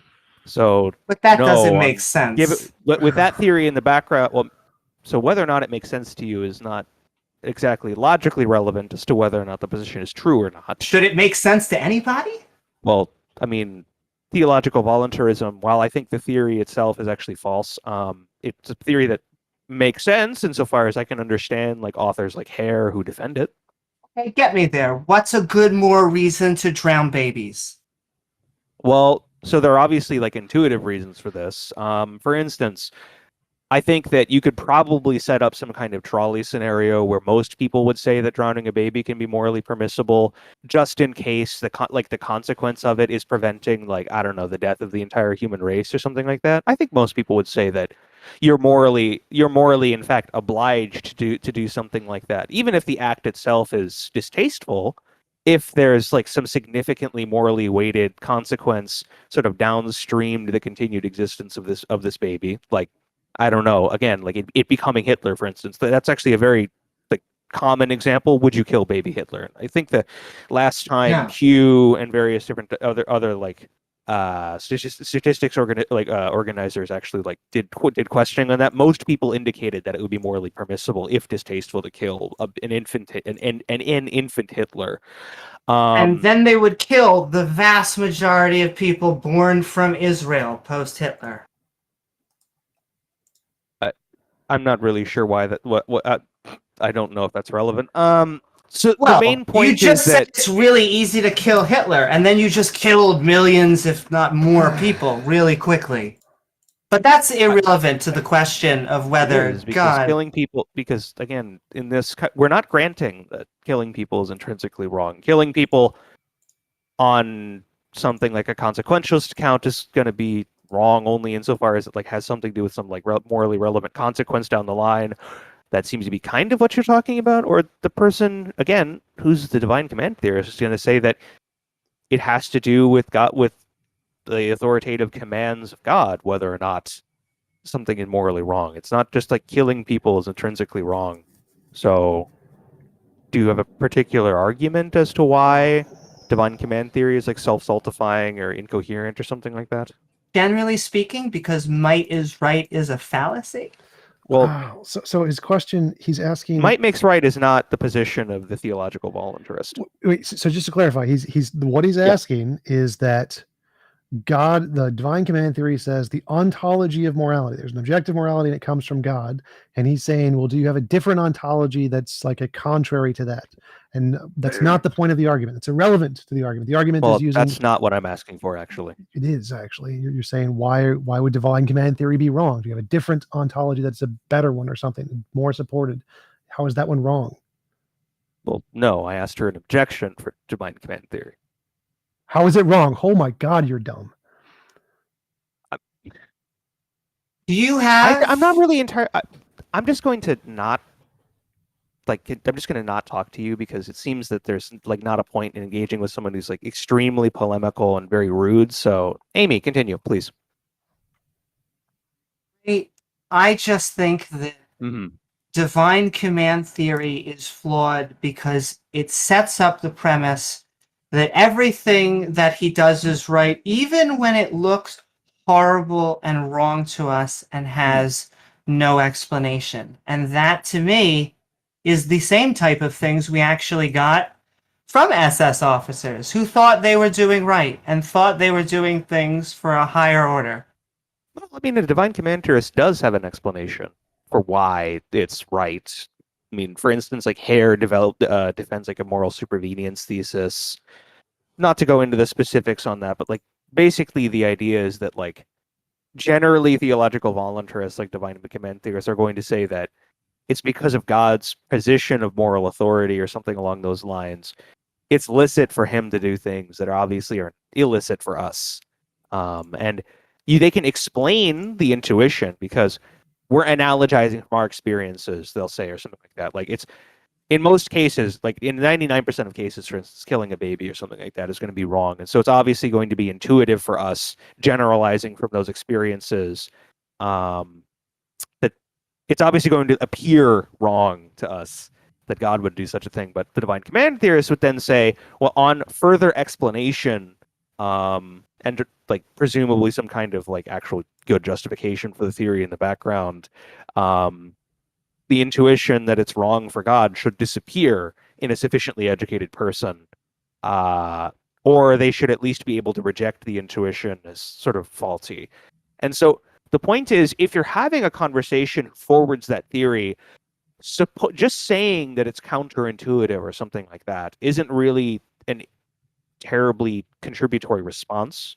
And so what I'm advocating is that you should develop something like an argument as to why divine command theory is like either like a not a tenable position, or if you think that there's an argument, for instance, for some other kind of moral theory that's like sort of that falsifies sort of implicitly divine command theory, what would it be? Like, why is it wrong, for instance, for God to kill a baby? I think many atheists, agnostics, non-believers, we struggle with seeing God as a moral agent at all. Like they say he's the most, he's super, he goes above and beyond, and he does many, many, many horrible things. And we have a trouble kind of squaring that circle. So why are those, when you say those things are horrible, that you like find those things distasteful, or do you think that you have an argument particularly as to why they would be wrong? See, don't you think that is a politician-like answer? Like every time I'm like, why does God smash babies on stones? You're like, well, why is it so bad to bash babies on stones? Like we have to go to the root of why be ethical, why be moral in general. When we are observing evil events, why should we look at this God who to us is doing super crazy, horrific things and go, wow, we'll just really understand it once we die? Well, so I'm not granting the assertion that they're evil. I mean, so again, full disclosure, I'm an atheist. I don't agree with divine command theory. I don't think there's a God in the first place. Okay. I'm also not a moral realist. I don't think there are such things as good or evil events or actions. So the point is that if you're having a conversation with someone who has a different metaethical position from yours, asserting something that's yielded by your position in either meta or normative ethics isn't really going to be an objection to what they're saying. And I'm asking, like, don't you think it would be better if you developed an argument for the position that you have rather than just sort of asserting the conclusion of it? I think there are good reasons. Well, first of all, just let me say that I think atheists are split, like between objective and subjective morality. I wouldn't fall into that dichotomy. I don't think there is such a thing as moral. There are such things as moral facts at all. I'm not a subjective or objective moral theorist in any way. I think we can develop good naturalistic reasons as to why we should not be bashing babies on rocks and why we should be criminalizing people who do so. That may or may not be the case, but I mean, for instance, do you have like an argument as particularly why it's like intrinsically morally wrong to do something like around a baby? Because I mean, it's going to be needed. Because I think that biology is grounded objectively in biology, and then it is the subjective notion of consciousness. So things that can feel pain. So once again, I'll go back to the Muslim example. I go with cutting off hands. If we cut someone's hand off and they feel no pain and it keeps on growing back, is it a punishment? Is it morally unwrong? Probably not, because we're basically doing something that is not painful and that keeps on growing back. It is the fact that we are making, if someone steals, this is not a big horrific crime, and you are altering their biology, you're torturing their consciousness, you're altering it in a way that we cannot change it back. And so that's a big deal. Why is it wrong to cause someone pain? Once again, what is your definition of something? What is morality? What is ethics? So in general, ethics is going to be a branch of philosophy that has to do with sort of the normative status of certain actions or events, depending on how you're going to use it. So, for instance, one of the statuses we're going to talk about is either permissible or impermissible, and to say that something is wrong is to say that it's impermissible for that thing to either happen or to bring that thing about, depending on how we're talking. And what I'm asking is, particularly, why is it that it's impermissible to cause someone pain? And I would say that's really what we're dealing with. Pain is the root of it all. What? We're dealing with conscious creatures. We are dealing with, the reason that solitary confinement it splits among ethical philosophers is because you are putting someone alone and they are torturing themselves mentally. These are the types of questions that we deal with when it comes with biology and conscious creatures. That is what ethics is. So, sure, we can grant that ethics is presumably is going to be talking about whether it's obviously there presumably needs to be someone is impermissible for, but the question I have that maybe I didn't hear it is an answer for is, why is it impermissible to cause someone else pain, sort of intrinsically? I'm saying you're asking why be moral. You're asking. I'm asking why is it immoral? Because you're torturing them. Why is that immoral? Once again, now you're asking, why is torture immoral? Why is murder immoral? So murder, I'm not asking specifically because at least if you look at the general definitions of murder, it's like unjustified or impermissible killing. So it would be it'd be more accurate to say I'm asking why do we think there are any murders? I mean, it seems like we're actually going to need an argument as to why these actions are morally impermissible to say that someone is asking or something like that. Why be moral? Because we don't have a groundwork in the background of this conversation to establish why things are immoral in the first place. Murders happen because we are imperfect animals running around trying our best. And sometimes we have psychopaths that we have to deal with that are biologically dispositioned to do horrible things. They even find joy from torturing people. And some people are just given bad luck. In fact, part of our judicial system is trying to find intent. Are you going to do this again? So when you say those things are horrible, are you saying that those things are distasteful, or are you saying they're wrong? Because one of them is a perception that I'd probably share. Are you convincing God exists right now, or what's going on? Oh, so because the question I have, I'm not a Christian. I'm not a theist. So the question I had initially, because it seemed like there was a lot of things that were a little peculiar in the early conversation, like just sort of asserting that certain things that a god would be doing were morally wrong, but I didn't really hear a background moral theory. And that's what I'm trying to get at. What is this background moral theory that makes those things wrong? I mean, well, we were none of those rely on religion, right? Operating off of what Holy Relics presented to us. Well, and he didn't bring up anything, so we were going to put words in his mouth or assume anything about it. And obviously, we got the sense that he wasn't prepared and really didn't want to go into these headier topics. Because he acknowledged that. He said, I'm not really prepared to go into this. It's not something I want to take rest on. So we didn't push him on it. Well, so I believe he did say divine command theory at one point. So let's be charitable. I don't recall him saying that, but this seems very much like a conversation that you should be having with Holy Relic, not with us.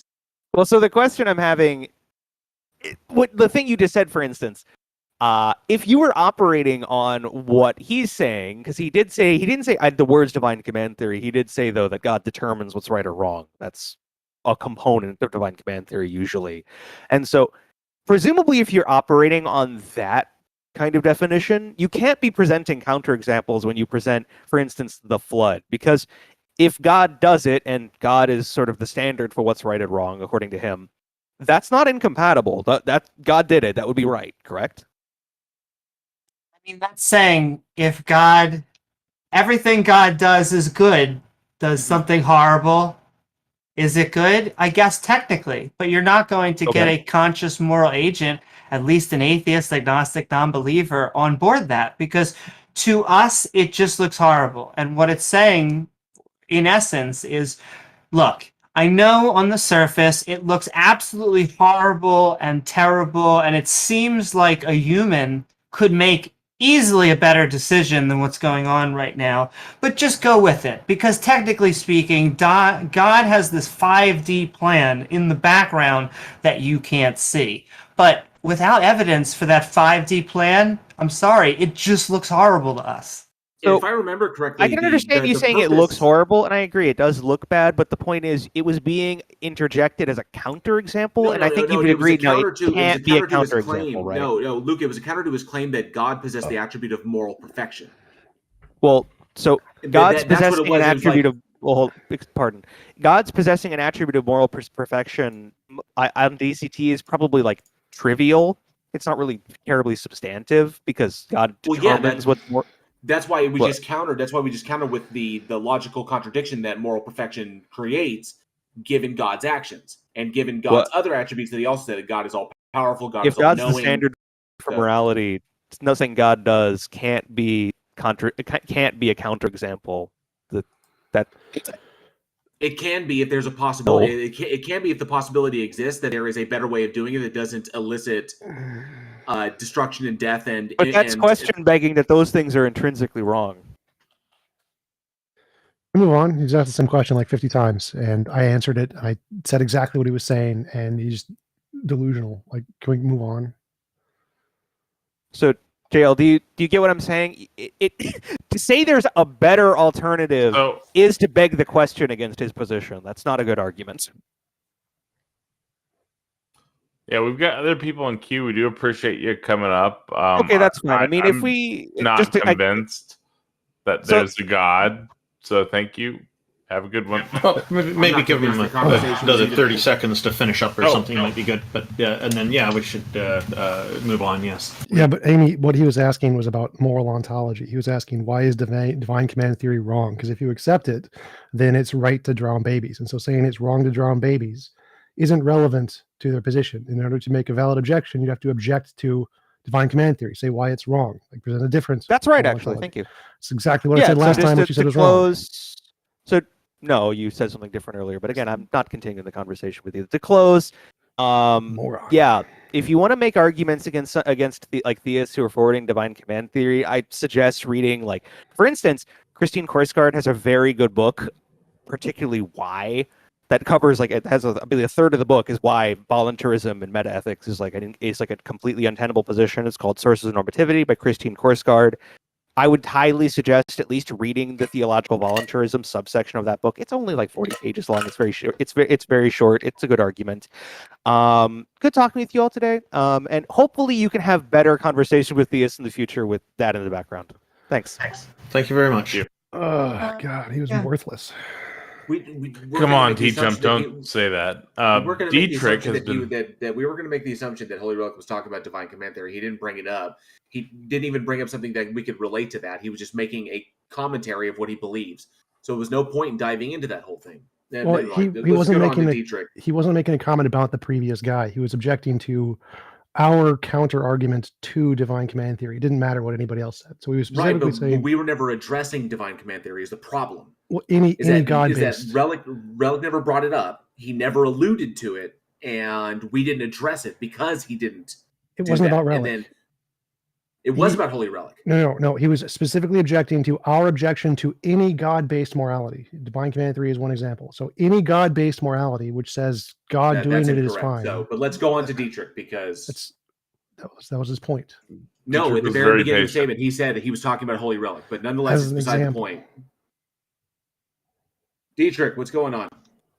Hello. So I hope you guys are doing all right. You know, I think it's cool to have people from another channel come on here and have intellectual conversation. Yeah. But you know, so one thing, you know, obviously the first thing I thought when I saw this was kind of a shifting of the burden of proof here, because God, as a necessary being, like is by definition required. So what we're really talking about is, since I don't believe, like, can you, like, you must instantiate this for me, otherwise I don't have to. I think that's the wrong approach. However, it's not a big deal. Like, I understand at the end of the day, it's just a conversation. But I can't convince you of anything. I cannot Sure, force you to could believe you something. Present you could present evidence that is convincing, that is sufficient. And I would actually say, it depends on your standard of evidence, does not? You're saying God is a necessary being, and so you're saying that we are contingent on God. But I would like to know, I think that God is contingent on us. So if humans went away, so with these concepts of God. So how do we know which one of us is right? Well, I wouldn't fully disagree with that, because in a sense, like, if there was a disembodied, like, mind that's not God, but existed on this earth, and, you know, it's just like us, but the earth was actually empty. There was nobody there. There were no animals. It's just you know, a dust rock, like some space place, right? Well, then, yeah, it'd probably be very hard to come to a conclusion without, like, while being ignorant. So I'm not going to fully disagree with you on that. But like, to a degree, yeah, we can. I think people are a large part of the evidence for God. Firstly, that so many people believe in God, and that the idea of God is ubiquitous among all cultures, kind of showing there's a need for God. But also, again, like with the standard of evidence, you know, I would have to know your standard of evidence to be able to convince you of anything. So in the court of law, you know that there's a standard that shows you can reach, like, a little probability based on even circumstantial evidence. Then, or like, if it's high enough, then you can, like, go ahead and convict somebody. But if it's not, even if it is circumstantial and it could be probable, if it's not, you know, actually, what is it, beyond the reasonable, what is that phrase they use? Reasonable, like, no, I forgot what the term is. But you got to be, like, pretty sure about it, right? So is that the standard you would say you're using? Like, would you say that you're trying to put God on trial, so to speak? Evidence is just that which can differentiate imagination from reality. So any kind of evidence that can show this is not just a figment of your imagination is evidence. Yeah, and I mean, for instance, the Bible is one example of how source of there are historical claims. There are historical claims in the Bible, so that is one fallacy place we can find evidence. Fallacy from composition. Just because that there are historical references in the Bible, or there are references to real places in the Bible, does not mean the claim about God from the Bible is true. That's the exact same thing as saying that's the exact same argument as saying Spider-Man lives in New York. New York is a real place. Spider-Man therefore exists. No, like that's ridiculous. It has nothing to do with what I'm talking about. I'm saying, like, prophecy, for instance. No, I'm saying you can't cite the Bible. The Bible is not evidence. Yes, I can. I can do whatever I want to do. Dietrich, the Bible is the claim. No, it's not the claim. God is. Yes, the claim. It is the claim. Don't say that. No, it's not. Yes, it is. The title says God, not the Bible. You said there are correct things in the Bible, like historically accurate things, right? And you're saying that this is reason to believe that all of the claims in the Bible are more likely to be true, like the God thing, right? Yeah, there's claims in the Bible, like prophecy, that we can, like, verify. Prophecy would be better, but like the historical claims, like certain events and locations that are correct, that part isn't what you're talking about. You're talking about specifically about the prophecies? Okay, yes, prophecies, like, for instance, God telling them you're going to be in slavery for this long, right? And then, lo and behold, like, it's that long. So that's something that if you can verify the date that this was written, then and they were written down after the fact, so we cannot eliminate the possibility of post-diction. Yeah, sorry, say that one more time. I said these stories were written down after the fact, so they already knew how long they were in captivity, and then they were released, and they were written down after the fact, so we cannot eliminate the possibility of post-diction. Okay, so you think that's possible? All right, that's fair. And that's why we would. It's absolutely possible. Okay, look, I hear you, but I'm saying, this is, in these things, I would say that you should look. Like, have you looked into like historical Christian? Yes. Like Christian history. Yes, at length. Just like I know that the Book of Daniel had a 6th century setting, but was written in the 2nd century. So everything that occurs in the Book of Daniel was not prophecy. That was written down after the fact, after all these events had taken place. So Daniel's dreams about, and Nebuchadnezzar's dream about the statue, and the Daniel's dream about the beast rising out of the sea. Number one, they don't correlate because they don't reference Rome. And 2, they were written down much after the fact, and they're generally considered to be stories they're like oral traditions that were told and then written down after the fact. So no, there's no prophecies there. It's post-diction. Not to mention, there's no indication that the individual spoken about in Daniel is Christ, and there's no correlation between the two. It's just that, and then Christ coming along and saying that he's fulfilling the prophecy. Christ would already know about the prophecy because this was Jewish oral tradition in the Torah from the books of Moses. So Christ, being a Jew, would be already aware of this. And so him saying that he's doing it is post-diction. That's hindsight bias. So no, they're not prophecies. Okay, so your scholars tell you that it was written after, and mine tell me before. So there's some disputes here. What was written before? No, there's no dispute in this. We can trace the book back to the 2nd century, roughly about, I think it's 265 BC or 265 BCE, before Common Era. Which book do you think was written? The book of Daniel. No, I'm asking him. Which book does he think was written before whenever? Which book do I think was written? Yeah, which book do you think that you have has the prophecies that were written before the prophecies happened?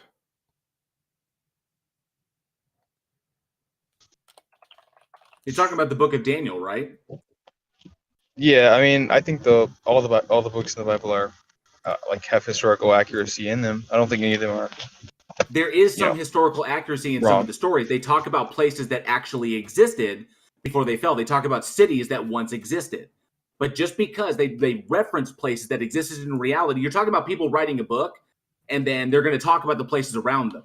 Well, that's fine. You can do that. But saying that proves divinity or proves that God exists is the exact same as saying that Spider-Man exists in New York. New York is a real place, therefore Spider-Man exists. So it's the same thing as saying Tyre is a place that exists, and it says it in the Bible, and God exists in the Bible, therefore God exists. That doesn't follow. Okay, listen. So if there was one prophecy in the Bible, which, as far as we could conclude based on evidence, came to pass according to its own written admission, would you consider that an evidence for the existence of prophecy? No, I would not. It depends. Okay, so what you're saying here is you have an axiomatic disposition towards prophecy because of a materialistic, reductionistic, like phenomenal, I actually don't. Idealism. No, I actually don't. It's a matter of the veracity of the claim and the accuracy of the claim, and how I guess how much is within the claim, like how much do they predict? Predicting empires will fall is not a prediction. That's an observation about reality. Okay. But that's not. I didn't say anything about that specifically. I told you if A equals A, does A equal A, and you told me no. So yes, axiomatically, you have a No, a that's dogma not what I about said this. at all. You said prophecy. Yeah, I said- You said prophecy. And you said if there was a prophecy that came true, does that mean all prophecies are true? No, that does not. That just means somebody guessed something and it came true. I can't differentiate the difference between a guess based upon empirical observation and an actual prophecy, because I can't eliminate the possibility of hindsight bias. So no. Okay. Well, I think you, like, for instance, you have a different standard again of what you would accept. So even you just said even if you saw in the Bible somewhere where it says like this specific thing is going to happen according to this time period, and this is why, and then it happens. You're saying you will wholesale reject that could be supernatural, and then you also want to tell me that's not, because of your general sentiment about, the supernatural It's not my general world. sentiment. It's not my general So sentiment. I can't provide you with evidence. No, Dietrich, you want I to have to be able to eliminate other possibilities in order to say that this was an actual prophecy. And the problem is, in the Bible, you can't do that. So yes, You he would cannot accept. eliminate the You're saying I possibility of can't give you hindsight bias. So no, you don't get to rest on that. So if you had a Yeah, but genuine you're prophecy, shifting. one sec. If you had a genuine prophecy that was written before the event and was specific, that would be good evidence. And I think JL would probably agree with that. We just, as far as we know, we don't have any of those. Do you think you have one? I believe that like there's plenty of references to who Jesus was going to be, and like the fact that his the circumstances of his birth and Give the me a good nature of his prophecy. death as well.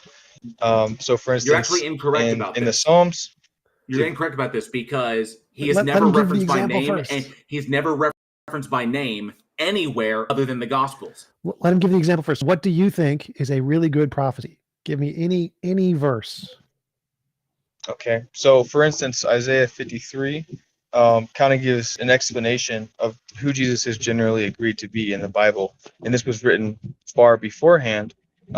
So as far as I can tell, it makes sense that that was adequately predicting who Jesus would be as professed by the disciples. Where? Which that's part? Give something me a that's sentence. fairly important to me. Okay, so Isaiah 53, it mentions that he was bruised for our iniquities, and that he was the propitiation for our sins. These are the things that Jesus Christ himself professed, and who was also, there was a testimony given that he was, in fact, like the representation of all these things. So, like, I tell that to Jews and stuff because I do think it's a good place where we can see, even in the Old Testament, outside of the New Testament, where So there it is says a something guy was indicating bruised. what It says a the guy was person like bruised. Jesus is accredited as. So, so- T-Jump, Isaiah 53 is, but he was pierced for our transgressions, he was crushed for our iniquities. The punishment that brought us peace was on him, and by his wounds we are healed. And there's no indication The whole that this is that's Isaiah 53. Or that's Isaiah 53. Yeah, there's nothing about sins there. You lied, Dietrich. There's you nothing said about something sin. about sins. There's nothing about sins in that. Hang on a sec. There's nothing about sins in that. There's nothing about Christ in that. It doesn't give an allusion to any particular person. And if someone came along, because this was in the Torah, Jesus would have been aware of this. And then if Jesus deliberately, having this knowledge, attempted to bring this about, then that's not prophecy. Yeah, it says, because of our sins he was wounded, beaten up because of the evil that we did. We are healed by the punishment he suffered, made whole by the blows he received. So if you want to be reductionistic and like tear this apart, that's up to you. If I read a prophecy that was written 1,000 years ago, and I read this prophecy, it's like, wow, this is amazing, and I believe this, and then I deliberately take steps to bring that prophecy about, it eliminates it as prophecy because I have foreknowledge. I'm affecting conclusions with my prior knowledge. Which and therefore it is no longer prophecy. I'm lost. Which parts in that phrase does it prophesy that there are bruises and a guy got stabbed in his hands? Were those the only two things that were actual prophecies in there? Because I'm doesn't even say his hands. It just says no, it's the whole thing. But it says sentence is the prophecy? in Isaiah 53, 5, verse 5. Well, no, like this is describing the Messiah. This is what's generally agreed upon. Even today, Jews will teach you that this is what this is referring to. Dietrich, prophecy. You need to predict something about the future that's specific. What is the specific thing that this is predicting about the future that we can verify? The Messiah. So that's not just our opinion as Christians. It's also what the Jews believe. No, I don't like what sentences in here are things that we can verify happened in the future that don't apply to literally tens of thousands or millions of people, that we can specifically say this is a prophecy. What? Because the only things I see here are a guy was bruised and stabbed, and that was about it. I don't see anything else that we can verify here, and that applies to literally hundreds of millions of people. What is the prophecy? Well, I think you have. It does require like trying to view it in a holistic way, and say this sounds like the person of Christ. It's like to me, it's a natural inference, but to you, you're saying you're not proving anything here. No, and again, this is why I pushed you in the beginning. I'm not saying that. I'm saying I don't even understand what you're saying. I can't read in these sentences anything that I can look for in the future and say, yep, there's one that identifies this prediction. There's no prediction there. Like scientists make a prediction. The comet will come around every 553 years. Wait 553 years. There's the comet. That's a good prediction. What is the prediction made in any of this? Oh, okay. So, like for instance, it says right here, the Lord says, it was my will that he should suffer. His death was a sacrifice to bring forgiveness. And so he will see his descendants. He will live a long life, and through him my purpose will succeed. After a life of suffering, he will again have joy. He will know that he did not suffer in vain. And it goes on. Okay, So so this it is seems a that's- specific prophecy where So- the wait, Lord wait, is speaking. So it seems like the events that were prophesied there was that someone will suffer and die and be reborn. Those were the three events, essentially. And also what they did. So, as They we don't know say anything from specific as to what they did to him. There's no mention Yeah, of the what do you crown mean? of thorns. There's no mention of the crucifixion.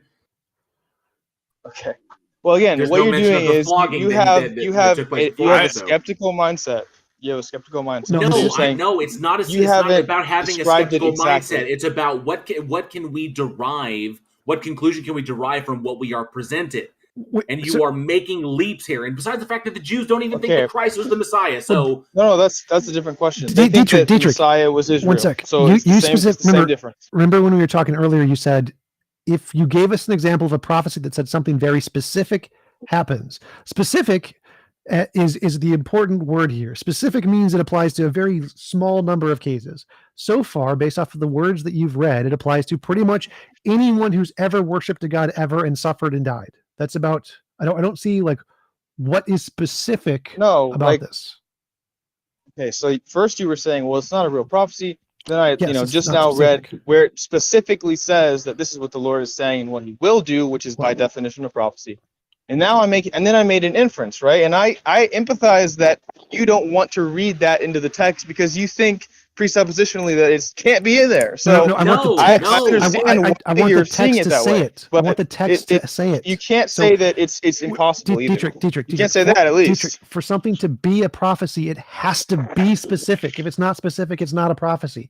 Anything that's ambiguous can apply to millions of different things. Like if I say somebody named Bob in the future will knock on my door, that's not a prophecy. That's just a guess because it could happen at any point in time. For it to be a legitimate prophecy, it has to be specific. If it's not specific, it's not a legitimate prophecy. So what you need to give me is something in the Bible that says this specifically will happen in the future, and then it happens in the future. Simply saying a guy will suffer and die is like saying Bob will knock on my front door. That's not a prophecy. That's not evidence of anything. Like I'll give you a really good example. In Hinduism, it guesses the age of the earth was 4.3 billion years ago. That's like 95% accurate. That's a very good prophecy. Yours are garbage. Guy will die and suffer. Like, wow, amazing. No one in the history of humanity could ever have guessed that. Like, you got to give me something more than guy suffered and died. Can you at Yeah, least what link you're a doing verse is you that keep- Moses wrote because Jesus said that Moses wrote about him? Okay, so you keep reducing No? what I'm saying Okay. down and like trying to flatten it out. Well, there's two of you talking at the same time, so I can't speak out of both sides of my mouth. But what That's you're not what doing that is phrase- you're that's not what that phrase you're means. you're not being charitable, because what I'm exposing is that the Christ that we can attest to in Christianity is the same here as in this verse. So it's not just that someone will die, where it's very specific about what that means for us, and that is who is attested to in the scripture. Now, I respect. Okay, wait. I respect. This is an emotional appeal. Okay, what it means to you. What we're talking about is looking at the book and looking at the claim and looking at what Isaiah says, and then looking at what you're saying about Christ. Okay, and we have to look at all the evidence that we have available to us. And the evidence we have available to us is that the books of Moses were written. The person known as Christ or Yeshua was born. Yeshua would be aware of the Torah and would be aware of the prophecy of someone being sacrificed or someone coming along and preaching these things. So if Christ went about doing this on purpose, knowing full well that the prophecy existed, and he said, I'm going to fulfill the prophecy, that eliminates it as prophecy because he is using prior knowledge to affect outcomes, to affect circumstances. That eliminates it as prophecy and cements it as hindsight bias. Okay, so if I walk around and say I'm the president, are you going to believe me? If you just walk around saying you're the president and you're not actually the president of the United States, no, I will not believe you. If you say I'm going to be the president, okay, and then you take steps to become elected, and then you become the president, that's not prophesizing. You're just saying I'm making a prediction about reality, and then I made that prediction come true. Yeah. So just because somebody would come along and say, yeah, I'm the person from Isaiah 53, doesn't mean anybody would believe them. The real question is why we have 8 billion people who agree that he was. No, hang on a second. You hit a very good point there. Doesn't mean everybody would believe him. And guess what? Only a handful of people believed him. And the teachings he gave were at the time. And then the teachings that he was espousing were considered heretical. And so he was then executed for heresy. Okay? And then you mean the prophecy was fulfilled? No, it wasn't. It means that if Christ is there, Dietrich, stop. If Christ was aware of the prophecy and he knew that preaching heresy could result in his death, and then he died, it's literally he made it come true because he used prior knowledge, and then it resulted in an outcome that he was fully anticipating. Okay. Well, anyway, so the you point can't is, eliminate this possibility, but it doesn't matter because at the time, not a whole bunch of people believed him, and that's why he was executed for it, because it was considered heresy. And then the reason Christianity spread was because of the Roman Empire. Because it's easier to convince people. It's essentially flies and honey. It's essentially vinegar and honey.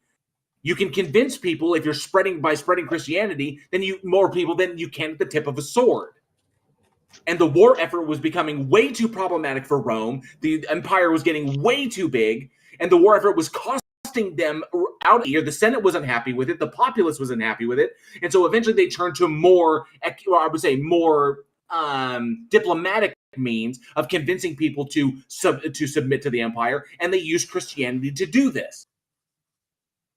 Okay, so again, that's not part of what I was saying. I get No. It's refuting everything that you're saying. No, it's refuting your argument from popularity. It's refuting your argument from prophecy. You haven't actually given a source, but you're providing an alternative view, and then you're saying this is also possible. But the only reason I'm saying that is the actual case. Okay. The reason why I brought this up was because I wanted to try to give an example of something that is considered to be a prophecy, which we debunked. I'm not saying you have to now believe it. We debunked it. This was just supposed to be a pit stop, so we can move on to the next one. Dietrich, we debunked it.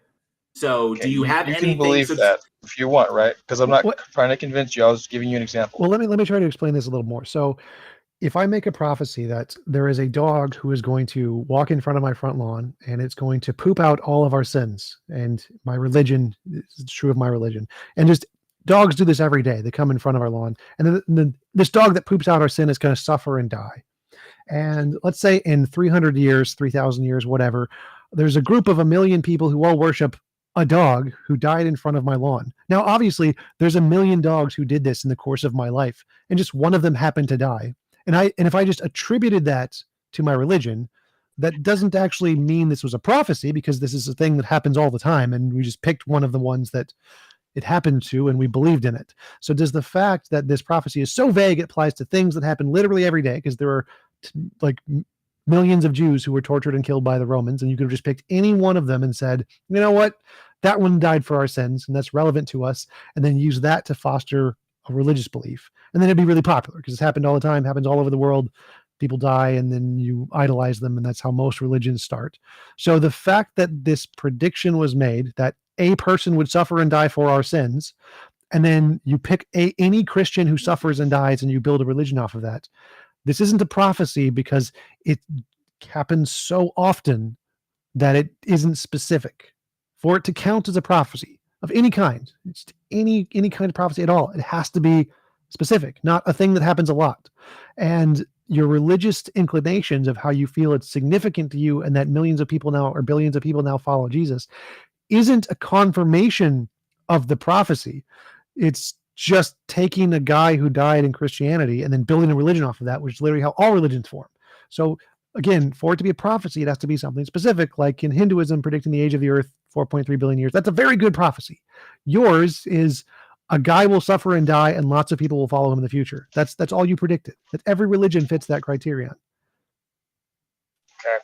So I understand what you're saying, and in that it's not, for instance, giving you equals MC squared, right? Or something like highly specific, telling you there will be a man named Einstein and he will give you equals MC squared. Yeah, that would be a like great that's prediction. very specific, Great right? That's prediction. extremely specific.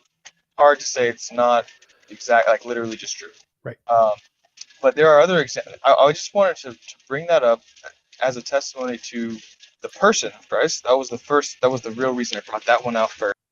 And then, the other one that I hear is that there was a time in which the Romans were trying to go against, I think it was Italy, and Italy actually retreated to a small island outside of Italy, like a peninsula. And so it was predicted in the Bible that this place would be completely destroyed. And it was also stated that the city would be torn down completely, and that the stones would be thrown into the ocean.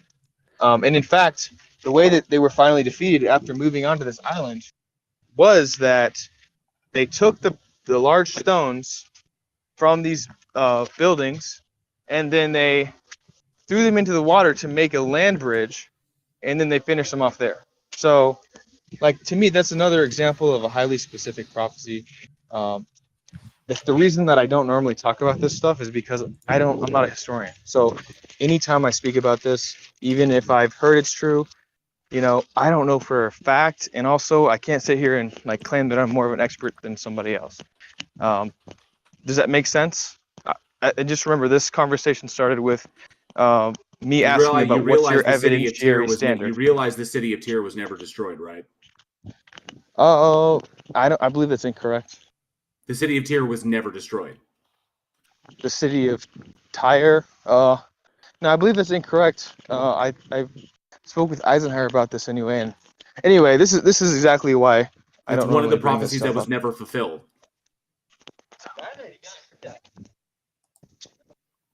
Hey, okay, so I know I've heard Luca make that claim, and then when we looked it up, I'm pretty sure I found the evidence, but right now I don't have the sources, so I'm happy to move on from that point. But the reason I brought this up was because we were talking about evidence, and then TJumps said there is no evidence. So I wanted to firstly start off by saying that we can look to the Bible and try to make confirmations of the claims that are there to try to meet that standard. And then I wanted to ask about other forms of evidence. What other forms of evidence do you think would be convincing for any of you? That's problematic. Oh, go ahead, TJ. Sorry. Other than novel testable predictions, pretty much nothing, because you kind of need those. Okay, so essentially you're doing a wholesale rejection of any form of personal revelation. Can you share with us your personal experience? Well, no, because if it wouldn't convince you to have literally 10,000 angels swarm you and take you up to heaven, then there's absolutely no reason for me to tell you my experience. Well, I don't reject personal experience. Science rejects personal experience because we know it fails. It gets things wrong so often that we know it's not a reliable source of data. So that was something we used to use hundreds of years ago. Personal experience was something we did take seriously. And then over the course of developing science, we realized, oh, this is actually a really bad way to do anything. So we don't use it anymore. So personal experience is not a reliable way to differentiate imagination from reality. If you presented any way that could do that in anything, in any method, there does not that forever, never works for that. That's why we don't use it. Okay, that's why I'm asking you. That's why eyewitness testimony is considered the weakest form of evidence in court of law. I wouldn't say it's okay. Well, whatever. I don't care about that. But it's complete. I'm asking you. It's relevant to the point, Dietrich. Okay, great. So look, I'm asking you a simple question. I'm asking you a simple question. What is there any form of personal experience that would that you would change your mind or whatever about the topic. Because if it's only history and having an exact prophecy about Einstein, then there's, I'm just curious what else, Are if you okay? I'm anything, gonna you say would, okay. So, you would Dietrich, be open to. you're asking, is there any type of personal experience that would convince me automatically that a God exists? Mm-hmm. Okay, and I'm telling you, honestly, to be intellectually honest, I don't know. I can tell you of all the things that I can think about of evidence that can be presented as far as personal experience, they only result in more questions. Because I would have to eliminate the possibility of anything else, like having a stroke, having a hallucination, being on drugs, being drugged by someone else without my knowledge, another stuff. There's a bunch of things I have to eliminate first. So any type of personal experience will only open up more inquiry to the intellectually honest. Okay, So but I will say this: if your God exists and it has the abilities that you know that, and it has all the abilities you think it has, then it knows what evidence is there and it has yet to present it to me. Oh, I'd be happy to accept personal experience. Like if I prayed for a gold brick and every time I did a gold brick appeared, that would make me, I believe, or any kind of novel testable prediction about the ability to pray to a God and have it do stuff, that would work. So I'm happy to accept personal experience if it's a novel testable prediction kind of personal experience.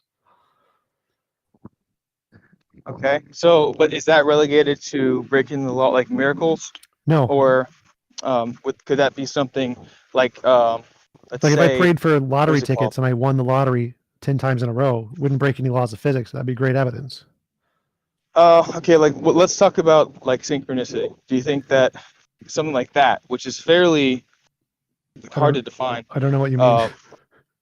Okay, well, synchronicity is it's a very timely set of events which has personal meaning, and it was created by Carl Jung, who had a patient that kept having dreams about some type of beetle, a scarab beetle, and then like one day she was in there, like a golden scarab beetle, and then one day she was in there, and like she was having a breakthrough of some kind, and then I don't know, like the golden scarab beetle came, and it had a lot of significant meaning, but it can mean a lot of things. So, like for instance, the largest example of this could be, like scientists say that when the Jews were exiting from Egypt, that there is actually an explanation for why the sea could have parted, and they chalk it up essentially to currents and winds functioning together to temporarily create a land bridge. It's the Reed Sea. And then you could say that this is a natural process, but the timing of it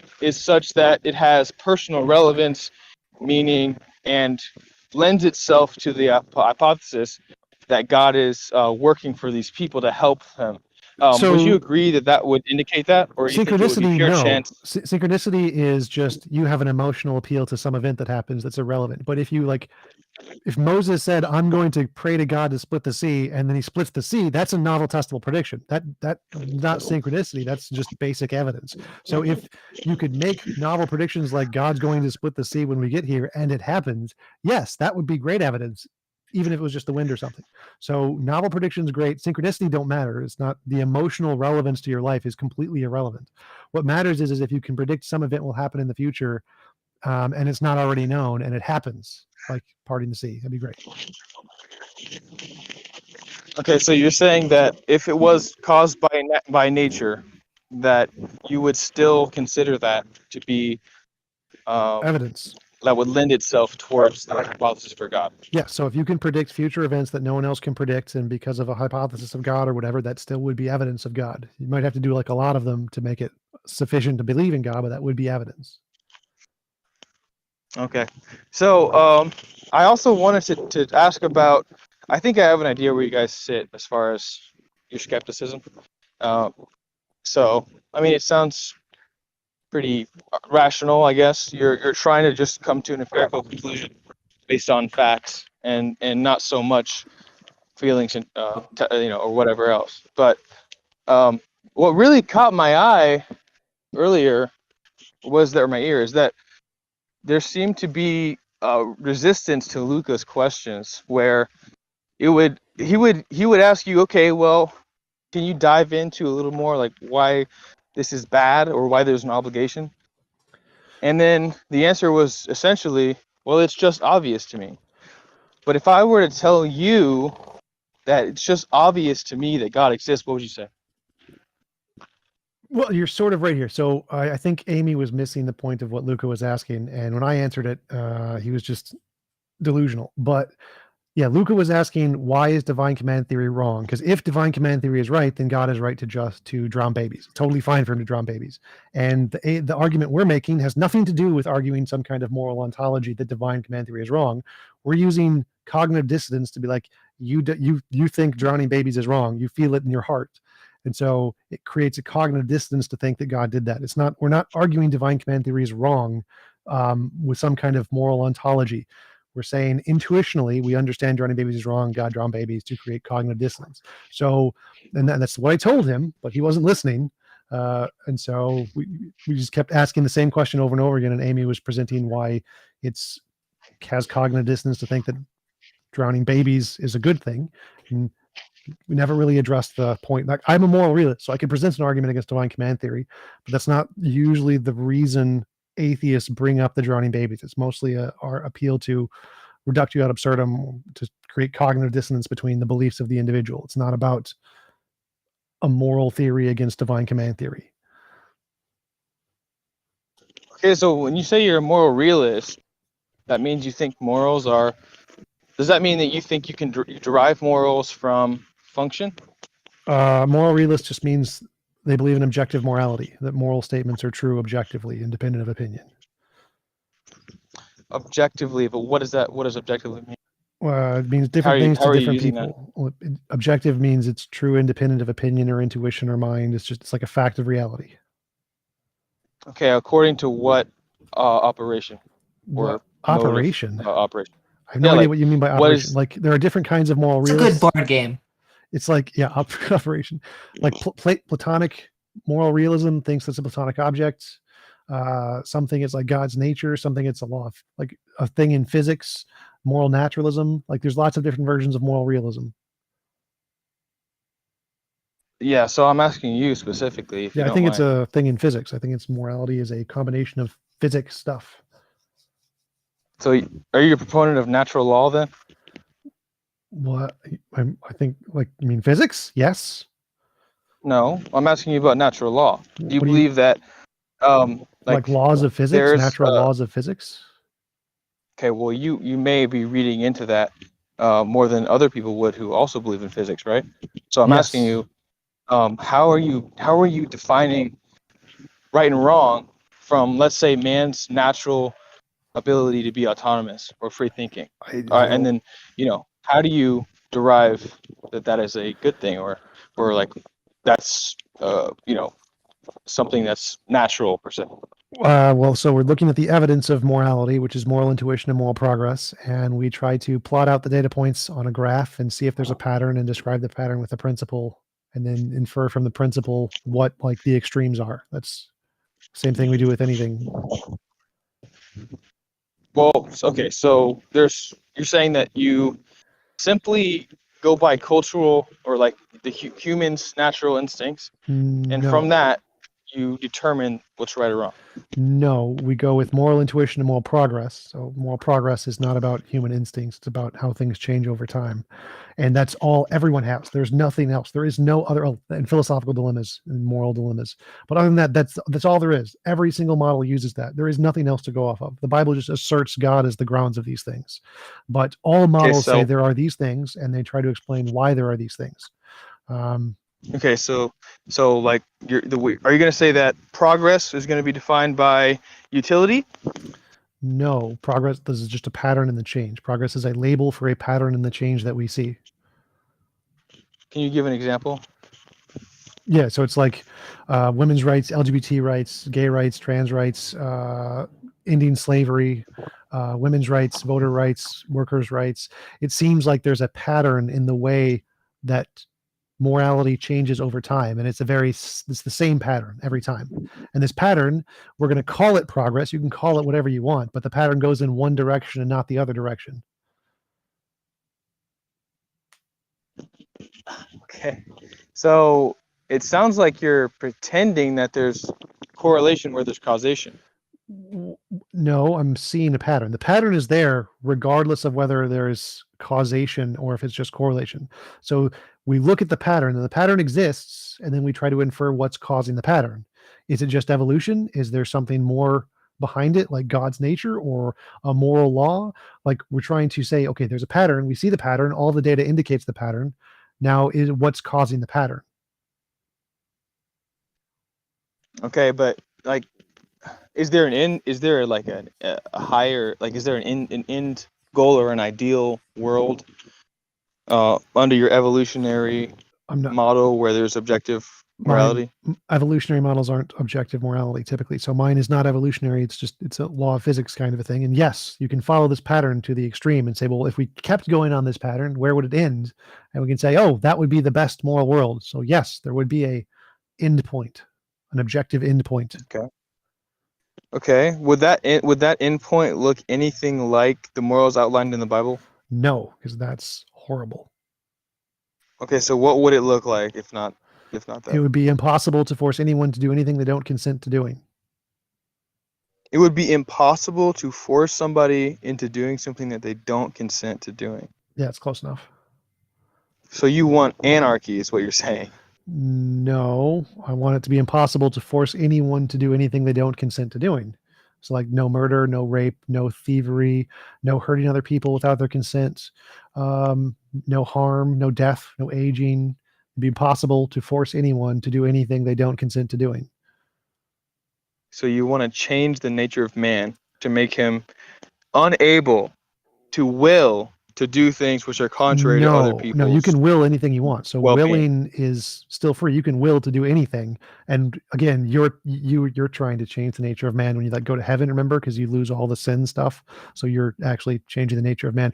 Mine doesn't do that. Mine says you have all of the free will stuff, if there was free will. The only difference is that it's physically impossible to act on that to hurt other people. So Hitler could still exist and desire to kill all the Jews. It would just be physically impossible for him to actually kill the Jews unless they consented. So all of your desires are the same. Okay, so you want a world where it's impossible to say start a house on fire, right? Unless the owner consents to it. This is really strange. Like the fact that you think this is possible seems like a Well, it is far possible. cry Like, from you- scientifically provable, testable You- theories Bro. or ways to confirm that it is true. You believe in an all-powerful being who can create infinitely many universes. Obviously, if God existed, this would be possible. And yes, it is possible under the natural world. We can do it if we control the laws of physics. But again, that's still significantly easier than an all-powerful being who has infinitely many universes he could create. Obviously, he could do this. This is not even like a hard thing for God to potentially do. It'd be very, very easy. So Yeah, arguing it's not possible. that's not the it's- question. That's you said That's it was totally not not the possible. question. Clearly, it's Yeah, possible. it's- Even under it's- your worldview, it's possible. It's not possible for you. Yes, it is. God, I'm starting with God, who's all powerful. So clearly, it'd be much easier, based on my like worldview. But you don't have that, so Wait. it's not Again- it's not nearly as possible or realistic for you. Two different things here. One is that, again, this is saying if we follow the pattern to its extreme, is there an extreme? Which is yes. Whether or not we can get there is a completely irrelevant question. We can. There are ways to do this naturally with the laws of physics and science, and we don't need a God to do it. We humans can do this, but that's a different question. The question is if we follow the pattern, is there an extreme? Yes, there is an extreme. There is an objectively moral end point, and you don't need a God to get there. But again, God could have done this easily, so it's clearly possible. Yeah, well, I don't see why you're like how you hold to these truths. They're like these things as truths, like because based on your standard of evidence, it would seem that you'd have to be able to demonstrate this in a scientifically testable, repeatable, and demonstrable way. Yes, but that's you seem to be correct. holding to it as a dogma of Hypothesis. sorts. It's a hypothesis. So I look at the data and I say, if this data continues, then it will be this extreme endpoint. And I make predictions that if this is the case, we will discover morality in other species, like other aliens or AIs when we invent them, that will have the same pattern of morality. And so I do make predictions which are confirmable in the future, which can indicate that this is correct. So I do hold this to my standard. Okay.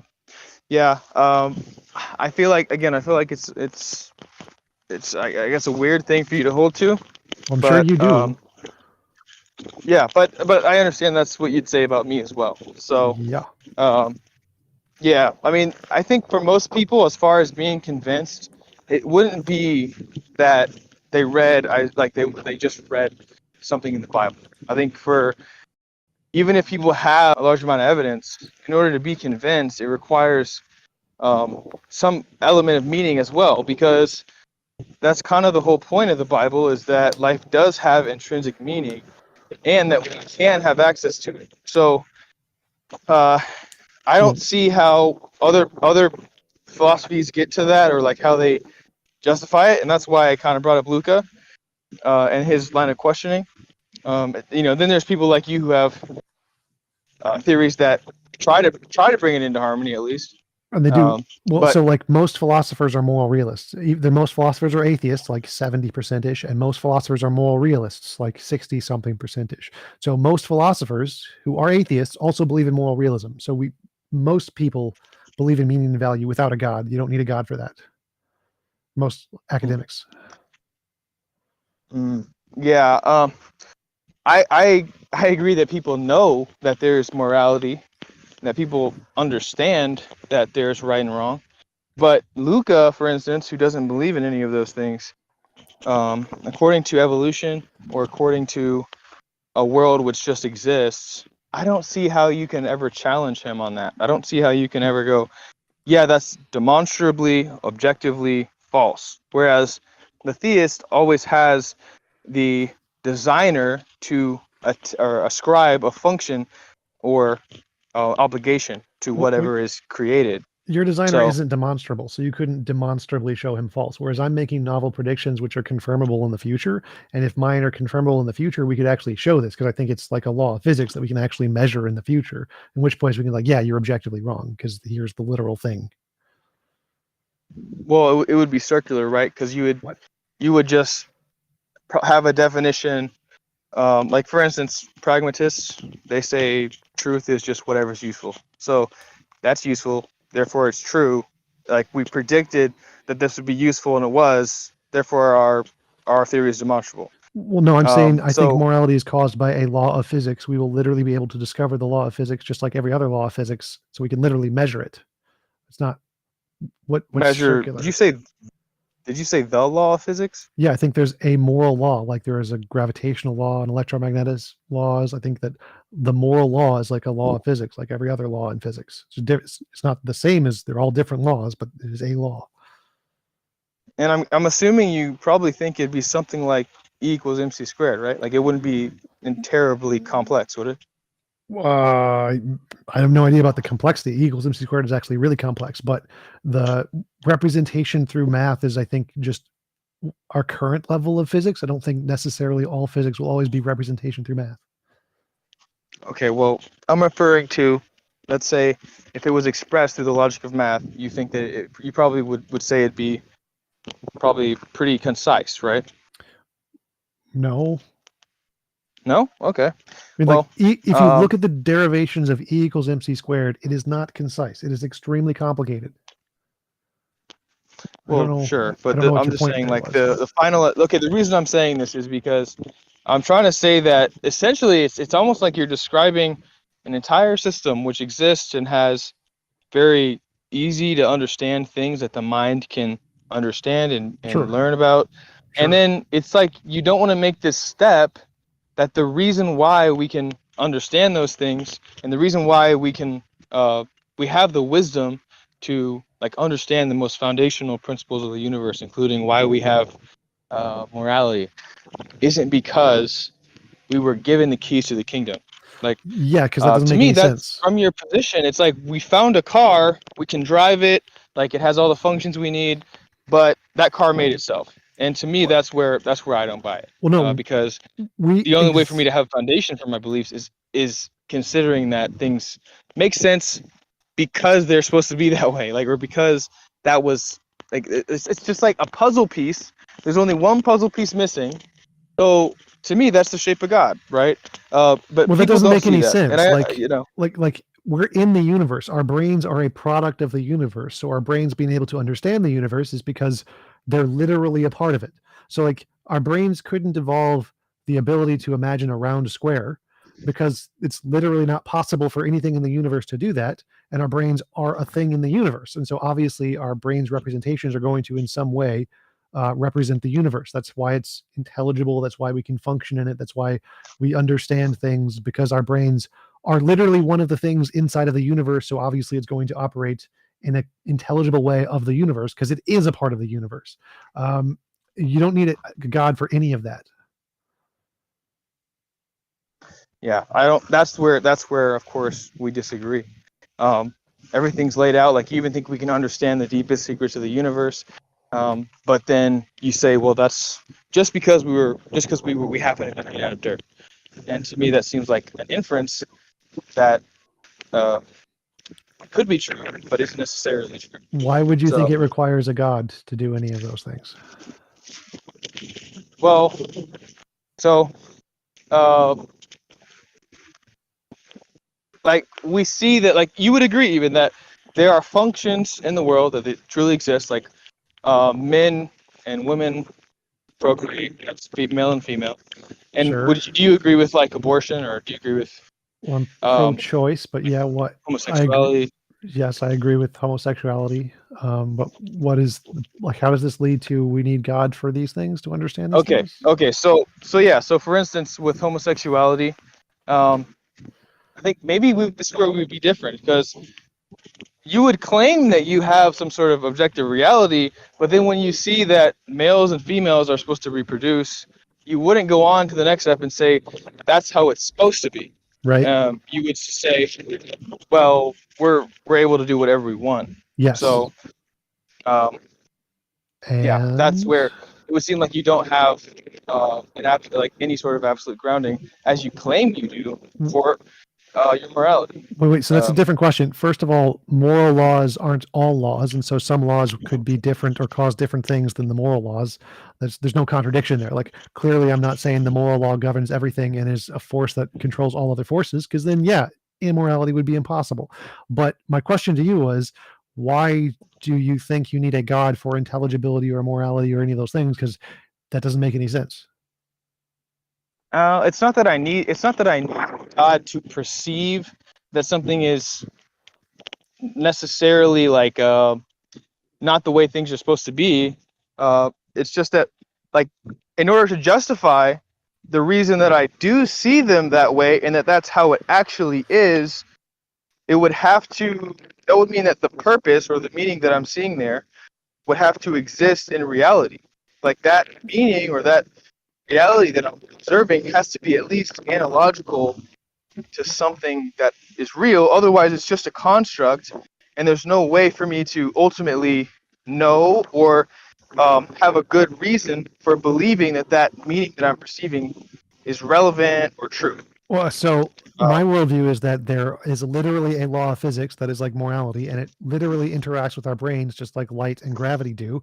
And our brains then construct a model of the world based off of those things, which gives us knowledge of the way the world is. So it seems like I can do all of those things. I don't need a God. So I'm not sure why you think God is required for any of that. Okay, you're asserting this to be true. For what reason? In my worldview, we have brains and laws of physics, and the laws of physics interact with our brains via mediums like light and particles and stuff. That's not a justification for why you think that you perceive is true. Why I think what I receive is true? Like, because I can't imagine all false things. So, like, I can't imagine a round square. I can't believe I exist and be wrong. And so there are certain foundational beliefs that can't be wrong, and I can build off of those to build other beliefs that are more reasonable or rational. Like, we need some way to differentiate imagination from reality, and then I can come up with a method to do that, which is science, and I can use science to differentiate the things in reality that we can believe are there and the things that are just imaginary, and I can build a worldview called naturalism. Okay, but you're still saying that observationally, like, observation is enough to conclude what should be. So what's your response to the is-ought problem? Well, I don't think it is a problem. I think there are two separate categories, but I'm not sure, like, I'm lost on your question here, because your question was something like, how do I know what's true? And, like, if I imagine I was to ask you that question, you'd probably say, because God told me so or something. And I could just say the same thing. The universe told me so, or the universe caused my brain to develop in a way that develops true facts. No, that's not. I'm not saying you don't observe things, and I do. I'm saying your reason for believing that actually adheres to reality to me seems like an unfounded assumption, and ultimately can't lead you to confidence in your beliefs. Why do you think that your beliefs correspond to reality? Well, again, we agree that we can look at things and perceive them, and then we can say, like, make conclusions about those things in general. So, like, we'd probably both observe that somebody tried for something that they did not do. What is bad? That's not correct. No. We So shouldn't my do those question things. was: how but do why? Why do you think you are justified in believing you're not in the Matrix? Why do you think your beliefs and experiences of the world are true and not a figment of your imagination? Well, I would have no reason not to think that I was in the Matrix, unless the I'm world asking was you from your grounded by something outside of myself. So I adhere that the truth exists outside of me, and that in order for things to actually be intelligible, that's grounded in some higher truth. Sure, the than quantum me. field. And So quantum field is outside of me. Truth is outside of me. right, It created and my also, brain. yeah, and also the things that I perceive are necessarily mapped onto that mind, because that's what it is. Like, that's who God is, in a sense. Okay, I'm totally lost now because necessarily. It's definitely Yeah, not so necessarily, because necessarily means there's no logical possibility to the contrary, and there's clearly you can imagine that God gave you a lie or something, or that an evil God just told you something false, because clearly evolution doesn't give us accurate beliefs. So it's definitely not necessarily the case. My question to you is, why do you think believing in a ultimate mind thingy who tells you stuff is a more rational justification for true beliefs than science and direct experience of the universe giving our brains information? I think it's necessary. That's my worldview. So therefore, I have a justification for why and how I know that I'm not in the Matrix, whereas you have no reason not to believe you are. What's in fact, in the necessary? Matrix. He just Okay, said it was. so- He just said it was his worldview. He didn't Well, justify it. Well, what is Yeah, necessary? so- What specific things are necessary? That God, the mind of God, is the substrate of all things that we can perceive psychologically, and the matter of fact of all things in the natural state of affairs. So if I said a magical potato fart monster named Bob was a necessary being, does that mean that my belief is now rational? What does? Well, no, because a fart monster doesn't have a specific nature. No, it has a very doesn't- specific nature. So the question here is simply me asserting that something is necessary. Its nature doesn't necessarily lead you to Yes, it a does. world in which we can perceive things Yes, it does. and know them as a fact. Dietrich, he In fact, defined it. He defined it as having that. no, nature. a mind which is all good, all loving, and creates. It is also personal. Creates in order to bring others into a relationship is necessarily different than a potato which Yes, farts. it's okay? different. It is. Yes, So you're right. It's not different. it's not even close. Wait, It's the wait, same. wait. If you're going to attack my worldview, at least attack it on what I'm saying. Let him finish. I'm not attacking your worldview. I'm saying you have a worldview of a God who has specific properties, and you're going to call that thing necessary. Now, I'm going to make up a different thing. It's not your God. I'm not claiming it's your God. It's a fart potato monster, and the fart potato monster has a nature that it wants to create people and wants to give them direct, accurate experience of reality because it likes farts, and in order to understand and really relish the experience of farts, we have to be able to understand the reality of farts. So it has a nature that would necessarily give us true beliefs about the world because it wants us to understand and comprehend the efficacy of farts. Now, does me simply saying that it has this nature that I've made up and have no evidence for, and does me simply saying it's necessary, give me a rational belief that I have a concrete understanding of reality? Does you saying that physics necessitates morality justify your claim that that's true? Well, it doesn't necessitate morality. I never said it did. I said it's based on evidence. No, you haven't provided any evidence of why you think that we get private morality. I said Without- moral intuition, moral progress. There's a pattern. Follow the pattern. Infer a principle. That's evidence. That's what evidence is in physics. You see a pattern, infer a principle, make predictions. That's what evidence is. I didn't say it's but you don't have necessary. to affirm that observation matches with the actual state of affairs. What? You're just saying it's part of your worldview in the same way that I'm saying that God, who is all good, all living, all knowing, supreme, and eternal, is the justification for my worldview. Yeah, but mine has Dietrich, evidence. Yours doesn't. Dietrich, how did you determine that God has these attributes? But I gotta go. I'll see you guys later. Peace out. Take it easy, Jump. TJump. Dietrich.